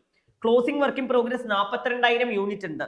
അതിന്റെ 0.40 മൾട്ടിപ്ലൈ ചെയ്ത് അത് രണ്ടോ ആഡ് ചെയ്യുമ്പോൾ കിട്ടുന്നതാണ് നമ്മുടെ ഡയറക്റ്റ് വേജ്. മനസ്സിലാവുണ്ടോ? അപ്പോൾ ഡയറക്റ്റ് വേജസിന്റെ ട്രീറ്റ്മെന്റ് അങ്ങനെയാണ് നമുക്ക് ആൻസർ കിട്ടുക. പിന്നെ എന്താ പറഞ്ഞിരിക്കണേ? ഒന്ന് നോക്കൂ എല്ലാവരും. Direct wages. അപ്പൊ ഡയറക്റ്റ് വേജസ് കഴിഞ്ഞു. ഇതെല്ലാം ചെയ്യുമ്പോൾ പിന്നെ ഡയറക്റ്റ് എക്സ്പെൻസ്. ഡയറക്റ്റ് എക്സ്പെൻസ് പറയുന്നത് മെഷീനറിയുടെ ഹയർ ചാർജ് ആണ്. നമ്മൾ മെഷീനറിനെ ഹയർ ചെയ്യുമ്പോൾ അതൊരു ഡയറക്റ്റ് എക്സ്പെൻസ് ആയിട്ട് നമ്മൾ എടുക്കുന്നു. ഒന്ന് നോക്കൂ എങ്ങനെയാ വരുന്നത് എന്നുള്ളത്. അതായത് ഹയർ ചാർജ് ഓഫ് മെഷീനറി ആയിട്ട് ₹0.70 per unit മാനുഫാക്ചർ. നമ്മൾ വന്നിട്ട് 15 ലക്ഷം യൂണിറ്റ് ആണ് മാനുഫാക്ചർ ചെയ്യുന്നത്, അപ്പൊ പ്രൊഡ്യൂസ് ചെയ്യുന്നത്. അപ്പൊ 15 ലക്ഷം ഇൻറ്റു 0.70 ചെയ്ത ഹയർ ചാർജ് ഓഫ് മെഷീനറി കിട്ടും. അത്രയേ ഉള്ളൂ. Easy, very easy. ഇനി അടുത്തത് നോക്കൂ എന്താണെന്ന്. ഇൻഡയറക്റ്റ് എക്സ്പെൻസുകളാണ്. Hire charge of factory, repair and maintenance. ഈ ഹയർ ചാർജ് ഓഫ് ഫാക്ടറി എങ്ങനെയാണ് കിട്ടിയത്? അവർ ഡയറക്റ്റ് ആയി തന്നിട്ടുണ്ട്. റിപ്പയർ ആൻഡ് മെയിൻ്റനൻസും ഡയറക്റ്റ് ആയി തന്നിട്ടുണ്ട്. പിന്നെ ഇതെല്ലാം ചെയ്യുമ്പോൾ നമുക്ക് വർക്ക്സ് കോസ്റ്റ് കിട്ടും, ചിലപ്പോൾ ഗ്രോസ് വർക്ക്സ് കോസ്റ്റ്. അതിന്റെ കൂടെ add opening work in progress, less closing work in progress. ഇങ്ങനെ ചെയ്താലും ഒരു കുഴപ്പമില്ല. ഇവരെന്താ ചെയ്ത്? ഓപ്പണിംഗ് വർക്ക് ഇൻ പ്രോഗ്രസിന് ആദ്യം തന്നെ കാണിച്ചിട്ട് ക്ലോസിംഗ് വർക്ക് ഇൻ പ്രോഗ്രസിന് ക്രെഡിറ്റ് സൈഡ് കാണിച്ചു. എങ്ങനെ ചെയ്താലും ആൻസർ ഒന്നേ കിട്ടുള്ളൂ. പിന്നെ സെയിൽ ഒന്നും ഇവിടെ ഇല്ല. അപ്പൊ നമുക്ക് ഇവിടെ ഡിഫറൻസ് ആയിട്ട് വരുന്നത് 58,800,000. ഇതാണ് നമ്മൾ ട്രേഡിംഗ് അക്കൗണ്ടിക്ക് cost of finished goods transfer. നമ്മൾ ഉണ്ടാക്കിയ ഗുഡ്സിന്റെ മാനുഫാക്ചറിങ് കോസ്റ്റ് നമ്മൾ ട്രേഡിംഗ് അക്കൗണ്ടിക്ക് ട്രാൻസ്ഫർ ചെയ്തു. മാനുഫാക്ചറിംഗ് അക്കൗണ്ട് ഇങ്ങനെ ചെയ്ത് കഴിഞ്ഞാൽ നമുക്ക് 5 മാർക്ക് ഈസി ആയിട്ട് കിട്ടും. എത്ര ഈസി ആണോ നോക്കൂ. അടുത്തെന്താ നോക്കൂ. Next one. The balance sheet of XYZ Limited as at 31 March 2021 inter alia includes the following information. 1,08% preference share of ₹100 each, 70 paid up. അതാണ് ഹിന്റ്. 70 രൂപ വരെ വിളിച്ചിട്ടുള്ളൂ. അപ്പോ ഫുള്ളി പെയ്ഡ് അപ്പ് ആയിട്ടുള്ള പ്രിഫറൻസ് ഷെയറിന് മാത്രമേ നമുക്ക് റിഡീം ചെയ്യാൻ പറ്റുള്ളൂ. അപ്പൊ 30 രൂപ ഇനിയും വിളിക്കാനുണ്ട് എന്ന് അർത്ഥം. അത് അവിടെ ഇരിക്കട്ടെ. ഇക്വിറ്റി ഷെയർ കമ്പനിയുടെ കയ്യിൽ ഓൾറെഡി ഉണ്ട്. കമ്പനിയുടെ അടുത്ത് വേറെ എന്തൊക്കെ ഉണ്ട്? സെക്യൂരിറ്റി പ്രീമിയം ഉണ്ട്, ക്യാപിറ്റൽ റിഡംഷൻ റിസർവ് ഉണ്ട്, ജനറൽ റിസർവ് ഉണ്ട്, ബാങ്ക് ബാലൻസ് ഉണ്ട്. ഓക്കെ, ഇനി എന്താ നോക്കൂ. Under the terms of their issue preference share are redeemable on 31 March 2024 at 5% premium. പ്രീമിയത്തിലാണ് തിരിച്ചു കൊടുക്കുന്നത്. അപ്പൊ പ്രീമിയത്തിൽ തിരിച്ചു കൊടുക്കണു പറയുമ്പോൾ 1 lakh into 100 which is obviously 1 crore. 1 crore-നാണ് നമ്മൾ 1 crore rupees അതിന്റെ 5% പ്രീമിയം. അപ്പോ 1 crore അല്ലെ ഇൻറ്റു 5/100 which is 5 lakh. അപ്പൊ നമ്മൾ വന്നിട്ട് 1 crore 5 lakh റുപ്പിയാണ് തിരിച്ചു കൊടുക്കേണ്ടത്. തിരിച്ചു കൊടുക്കണമെന്നൊക്കെ അവിടെ ഇരിക്കട്ടെ, ഇവർ ആദ്യം തിരിച്ചു കൊടുക്കുന്നതിന് മുന്നേ 30 രൂപ വിളിച്ചിട്ടില്ല. അപ്പൊ അത് ആദ്യം വിളിക്കണ്ടേ? അപ്പോ ആദ്യം ഫൈനൽ കോൾ ഡ്യൂ ആക്കണം. അപ്പൊ എന്താ അതിനുള്ള എൻട്രി വരിക? 8% preference share final call account debit to preference share capital account, bank account debit to preference share final call account. ആ എൻട്രിയാണ് നമ്മൾ ആദ്യം എഴുതേണ്ടത്. ഇതാ കണ്ടോളൂ, 8% preference share final call account debit to 8% preference share capital 30 lakh, അതായത് 1 lakhന്റെ 30 lakh. Bank account debit to 8% preference share final call account 30 lakh. അപ്പൊ ആദ്യം അതിനെ 1 crore ആക്കി മാറ്റി. അതുവരെ അത് 1 crore ആയിരുന്നില്ലല്ലോ, പകുതി വരെയല്ലേ വിളിച്ചിട്ടുള്ളൂ. ഇനി എന്താണ് എന്ന് നോക്കാം നമുക്ക്. ജസ്റ്റ് അത് റിപ്പീറ്റഡ് ആയിട്ട് വന്നതാണ്, നോക്കിക്കോളൂ. ആൻഡ് ഇങ്ങനെ റിഡീം ചെയ്യാൻ വേണ്ടിയിട്ട് കമ്പനി ഒരു റൈറ്റ് ഇഷ്യൂ ഇറക്കുന്നുണ്ട്. ഓക്കെ, ഇഷ്യൂ ചെയ്യുന്നുണ്ട് 10 lakh ഇക്വിറ്റി ഷെയർ. ചെറിയൊരു തിരുത്തമുണ്ട്, അത് 10 lakh അല്ല, അത് 1 lakh ആണ് കേട്ടോ. 1 lakh equity share of ₹100 each at ₹110. 100 രൂപയുടെ ഷെയർ 110 രൂപയ്ക്കാണ് കൊടുക്കുന്നത്. അപ്ലിക്കേഷനിൽ 20 രൂപയും അലോട്ട്മെന്റിൽ 35 രൂപയും ഇങ്ങനെ. And balance on 1st January. Balance വാങ്ങാൻ ഉദ്ദേശിക്കുന്നത് ജാനുവരിയിലാണ്, ജാനുവരി 2025-ലാണ്. പക്ഷേ പ്രിഫറൻസ് ഷെയർ റിഡീം ചെയ്യണത് 31 മാർച്ച് 2024-ലാണ്. അതുകൊണ്ട് ഫൈനൽ കോൾ നമ്മൾ വിളിക്കണില്ല, അലോട്ട്മെന്റ് വരെയേ വിളിക്കുന്നുള്ളൂ. അപ്പൊ ഇഷ്യൂയിലൂടെ അപ്ലിക്കേഷൻ എമൗണ്ടും കിട്ടും, അലോട്ട്മെന്റ് എമൗണ്ടും കിട്ടും. നമുക്ക് അലോട്ട്മെന്റ് വരെ എഴുതിയാൽ മതി നമ്മൾ എൻട്രി. അപ്പൊ എങ്ങനെയാ എൻട്രി വരിക? 1 lakh into bank account debit to, എങ്ങനെ ഇതാ നോക്കിക്കോളൂ, bank account debit to, just നോക്കുക, ബാങ്ക് അക്കൗണ്ട് ആദ്യം bank account debit equity share application 1 lakhന്റെ 20 rupee application 20 lakh. Equity share application account debit equity share capital 20 lakh. പിന്നെ equity share അലോട്ട്മെന്റിലാണ് premium ഉള്ളത് 10 രൂപ. അപ്പൊ ഇക്വിറ്റി ഷെയർ 35-ല് അപ്പൊ 25 രൂപ മാത്രമാണ് നമുക്ക് original amount. Equity share allotment account debit equity share capital to security premium. അപ്പൊ നമുക്ക് 20 ലക്ഷം രൂപ ഒറിജിനൽ എമൗണ്ടും കിട്ടും, 25 ലക്ഷം രൂപ ഒറിജിനൽ എമൗണ്ടും കിട്ടും. മൊത്തം 45 ലക്ഷം രൂപ ഇഷ്യൂ ചെയ്ത് തന്നെ കിട്ടും നമുക്ക്. 1 crore റുപ്പി കൊടുക്കാനുള്ളതില് 45 lakh നമുക്ക് ഷെയറിന്ന് കിട്ടും. അപ്പൊ ബാക്കി 55 lakh ആണ് നമ്മൾ എവിടെ നിന്ന് എടുക്കേണ്ടത്? പ്രോഫിറ്റ് നിന്ന് എടുക്കേണ്ടത്, ഫ്രീ റിസർവ് നിന്ന് എടുക്കേണ്ടത്. ഫ്രീ റിസർവ് നമ്മൾ എടുത്ത് റിഡീം ചെയ്യുകയാണെങ്കിൽ അതിനെ CRR അക്കൗണ്ടിലേക്ക് മാറ്റണം എന്നല്ലേ നിയമം പറയണത്, അല്ലേ? അപ്പൊ അതാ നോക്കിക്കോളൂ, ഇതാ ഇവിടെ ചോദ്യത്തില് ജനറൽ റിസർവിൽ 1 crore ഉണ്ട്. പിന്നെന്ത് വേണം? നമുക്ക് 55 lakh ജനറൽ റിസർവ് നിന്ന് എടുത്ത് ക്യാപിറ്റൽ റിഡംഷൻ റിസർവ് അക്കൗണ്ടിലേക്ക് മാറ്റുന്നു. പിന്നെ ഡ്യൂ ആവണ എൻട്രി കൊടുക്കണു, റിഡീം ചെയ്യാനുള്ള സമയമായി എന്നുള്ളത്.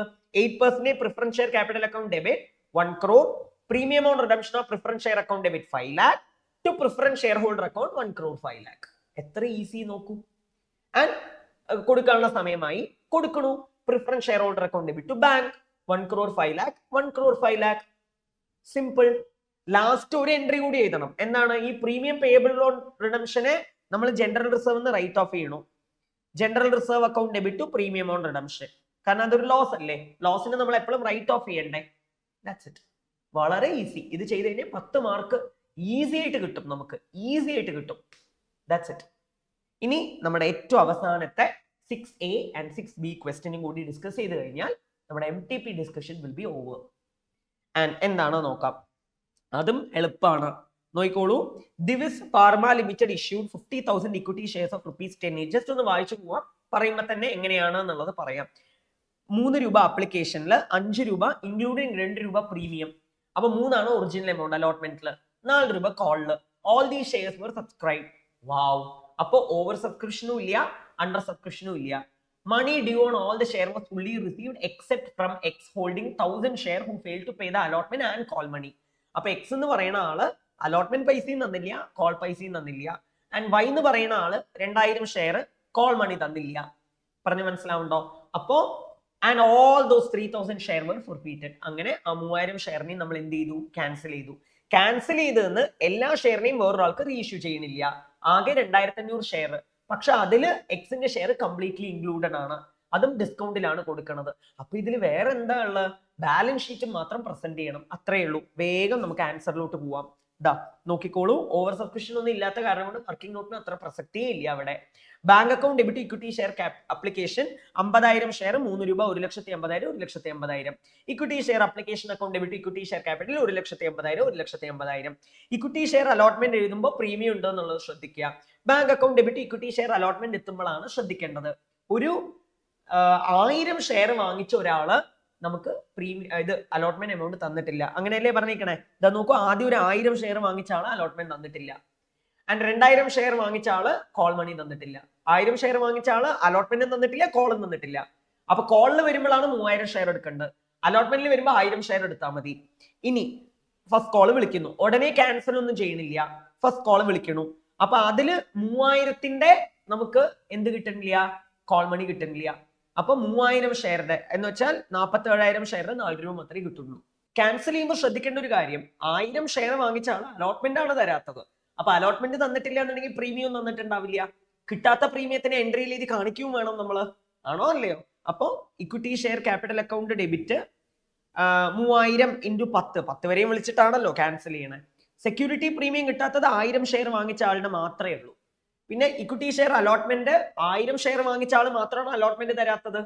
കോൾ എമൗണ്ട് 3000 ഷെയർ വാങ്ങിച്ച ഇവർ രണ്ടുപേരും, അതായത് 1000 + 2000 3000 ഇൻറ്റു നമുക്ക് ഫസ്റ്റ് കോൾ കിട്ടിയിട്ടില്ല, ഫസ്റ്റ് ആൻഡ് ഫൈനൽ കോൾ കിട്ടിയത് 1000 ഷെയർ വാങ്ങിച്ച ആളുടെ അപ്ലിക്കേഷൻ മണിയും 2000 ഷെയർ വാങ്ങിച്ച ആളുടെ അപ്ലിക്കേഷൻ മണി പ്ലസ് അലോട്ട്മെന്റ് മണിയും ആണ്, ആണോ അല്ലയോ? അപ്പൊ അങ്ങനെ 15,000 രൂപയാണ് നമുക്ക് കിട്ടിയിരിക്കുന്നത്. എത്ര സിമ്പിൾ നോക്കൂ. ഇനി നമ്മൾ ഇതിനെ റീഇഷ്യൂ ചെയ്യുമ്പോൾ വെറും 2500 ഷെയർ മാത്രമേ റീഇഷ്യൂ ചെയ്യുന്നുള്ളൂ. വേറൊരാൾക്ക് കൊടുക്കുമ്പോൾ 2 രൂപ ഡിസ്കൗണ്ടിലാണ് കൊടുക്കുന്നത്. എന്ന് വെച്ചാൽ നമുക്ക് ആകെ കിട്ടുന്നത് 8 രൂപയേ ഉള്ളൂ. അപ്പോ 2500 × 8 20,000 രൂപയാണ് നമുക്ക് കിട്ടുന്നത്. ബാക്കി 2 രൂപ ഡിസ്കൗണ്ട് ആണ്. അപ്പോൾ 25,000 × 10 കിട്ടേണ്ട അവിടെ 25,000 × 8 കിട്ടുള്ളൂ. ഇത് കാരണം നമുക്ക് എന്താണ് ലാഭം? ആ ലാഭത്തിന് നമ്മൾ എവിടേക്കാണ് ട്രാൻസ്ഫർ ചെയ്യുക? Forfeited share account debit capital റിസർവിലേക്ക് നമ്മൾ ട്രാൻസ്ഫർ ചെയ്യും. ക്യാപിറ്റൽ റിസർവിലോട്ട് ട്രാൻസ്ഫർ ചെയ്യുമ്പോൾ ശ്രദ്ധിക്കേണ്ട ഒരു കാര്യം, നമ്മൾ ആദ്യം കമ്പയർ ചെയ്യണം. ഇവിടെ 15,000 എന്നുള്ളത് 3000 ഷെയറിനാണ്, ആണോ അല്ലയോ? 15,000 എന്നുള്ളത് 3000 ഷെയറിനാണ്, 3000. പക്ഷെ നമുക്ക് വേണ്ടത് 2500 ഷെയറിനുള്ളതാണ്, അല്ലെ? 2500 ഷെയറിനാണ്, അതില് 2500 ഷെയറിനാണ്. പക്ഷേ ഇവിടെ ശ്രദ്ധിക്കേണ്ട ഒരു കാര്യം, അതില് ക്യാൻസൽ ആക്കിയ എക്സിന്റെ ഷെയർ കംപ്ലീറ്റ്ലി ഇൻക്ലൂഡഡ് ആ. അപ്പോ ഇവിടെ മനസ്സിലാക്കേണ്ട ഒരു കാര്യം എന്താന്ന് വെച്ച് കഴിഞ്ഞാൽ, ഇപ്പോ 1000 ഷെയർ വാങ്ങിച്ച ആളുടെ അപ്ലിക്കേഷൻ പൈസ മാത്രമേ നമുക്ക് കിട്ടിയിട്ടുള്ളൂ. 1000 ഇൻറ്റു അപ്ലിക്കേഷന്റെ മണി എത്രയാ? 3 രൂപ. അപ്പൊ 1000 × 3 അല്ലേ? 1000 × 3. അപ്പൊ ശരിക്കും പറഞ്ഞു കഴിഞ്ഞാൽ 3000 അങ്ങനെ നമ്മൾ എടുത്തു വെക്കും, 3000 അങ്ങനെ എടുത്തു വെക്കും. അപ്പൊ 2500 1000 എക്സിന്റെ ഇൻക്ലൂഡഡ് ആണ്. ബാക്കി 1500 ആണ് നമ്മൾ വേറൊരാൾക്ക് വേറൊരു ഷെയർ ഹോൾഡറിനെ കൊടുത്തിരിക്കുന്നത്, ആണോ അല്ലയോ? എക്സ് വന്നിട്ട് 1000 ഷെയറും വൈ 2000 ഷെയറും. അപ്പൊ 2000 ഷെയറിന് 1500 ഷെയർ മാത്രമേ വേറൊരാൾക്ക് കൊടുത്തിട്ടുള്ളൂ എന്ന് അർത്ഥം, അങ്ങനെയല്ലേ അർത്ഥം? അപ്പൊ ഒന്ന് ആലോചിച്ച് നോക്കൂ, 12,000 3000 എന്തായാലും ഉണ്ട്, 12,000 3000 എന്തായാലും ഉണ്ട്. ആൻഡ് ബാക്കി 9,000 എന്നുള്ളത് 2000 ഷെയർ ഹോൾഡേഴ്സിന്റെ ആണെങ്കിൽ അതിൽ 1500 എത്രയാണെന്നുള്ളത് കണ്ടുപിടിക്കുക. അപ്പൊ 9000 ഡിവൈഡഡ് ബൈ 2000 ഇൻറ്റു നമുക്ക് വേണ്ടത് 1500, അപ്പോ 6750 വരും, അല്ലെ? 6750. ഇവിടെ ശ്രദ്ധിക്കേണ്ട ഒരു കാര്യം എന്താന്ന് വെച്ച് കഴിഞ്ഞാൽ 6750 12,000 അല്ലല്ലോ അല്ലെ, 15,000 ആണ്. സോറി, 15,000 മൈനസ് 3000, ബാക്കി 12,000 എന്നുള്ളത് എത്ര ആൾക്കാരുടെയാണ്? 2000 ഷെയർ ഹോൾഡറുടെയാണ്. അതിന്റെ 12,000 എന്നുള്ളത് 2000 ഷെയർ ഹോൾഡറുടെയും 2000 അതിൽ 1500 മാത്രമേ നമ്മൾ വേറൊരാൾക്ക് കൊടുക്കുന്നുള്ളൂ. അപ്പൊ 12,000 ഡിവൈഡഡ് ബൈ 2000 ഇൻറ്റു 1500 പറയുമ്പോൾ 9000 ആണ് നമുക്ക് എമൗണ്ട് വരിക, ആണോ അല്ലയോ? അപ്പൊ 9,000 പ്ലസ് 3,000, ഓൾറെഡി എടുത്തു വെച്ച 3,000 എത്രയാ? 12,000. 12,000 ഫോർഫീറ്റഡ് ഷെയർ 5,000 മൈനസ് ചെയ്ത് കഴിഞ്ഞാൽ നമുക്ക് ബാക്കിയുള്ള ലാഭം എത്രയാണ്? 7,000. That's it. ആ ലാഭമാണ് ക്യാപിറ്റൽ റിസർവിക്ക് മാറ്റി വെച്ചിരിക്കുന്നത്. ക്യാപിറ്റൽ റിസർവിനെ നമ്മൾ എവിടേക്ക് കാണിക്കണം? റിസർവ്സ് ആൻഡ് സർപ്ലസിൽ എന്തായാലും കാണിക്കണം. അതാണ് നോട്ട്സിൽ കാണിച്ചിരിക്കുന്നത്. Equity share capital 50,000 equity share of 10 each, വെറും 49,000 ഷെയറിന്റെ 10 രൂപയെ നമ്മുടെ കയ്യിലുള്ളൂ. 500 രൂപയുടെ ഷെയർ നമ്മൾ ഫോർഫീറ്റഡ് ആയിട്ട് നമ്മൾ അവിടെ തന്നെ വെച്ചിട്ടുണ്ട്, അത് ആർക്കും കൊടുക്കണമില്ല. സെക്യൂരിറ്റി പ്രീമിയം 98,000 വരും, ക്യാപിറ്റൽ റിസർവ് 7,000 വരും. ഇങ്ങനെയാണ് നമ്മൾ ചെയ്ത് കാണിക്കേണ്ടത്. ആൻഡ് ലാസ്റ്റ് വൺ നോക്കൂ, discuss the expenses directly attributable to the cost of property, plant and equipment, also the expenses that do not form a part of the cost of the asset.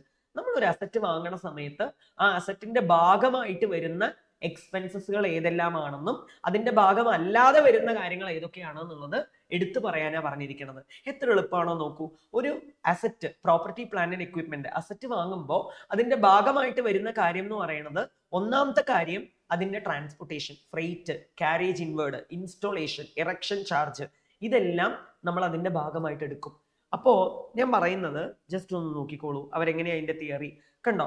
It's purchase price including non refundable import duty and purchase tax, ഡിസ്കൗണ്ടും റിബേറ്റും എല്ലാം minus ചെയ്ത് കഴിഞ്ഞിട്ട്, പിന്നെ any cost directly attributable to bring the asset to the location and condition necessary for it to be capable of operating in a manner intended by the enterprise.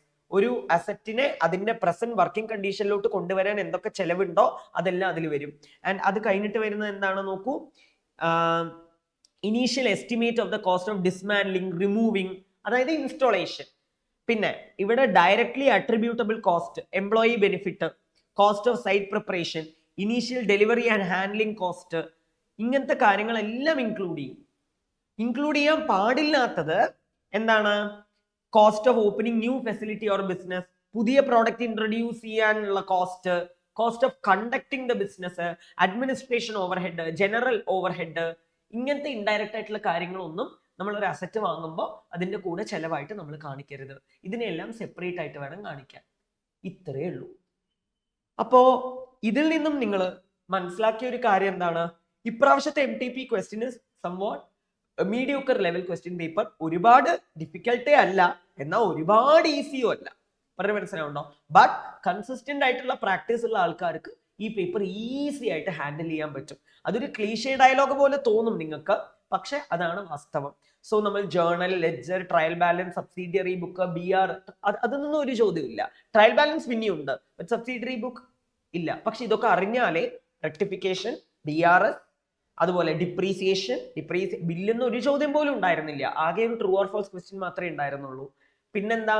Final inventory, final accounts of sole proprietorship, അതൊന്നും ഒരു ക്വസ്റ്റ്യനും ഇല്ല നമുക്ക്. Final accounts of manufacturing entity എന്നുണ്ട്.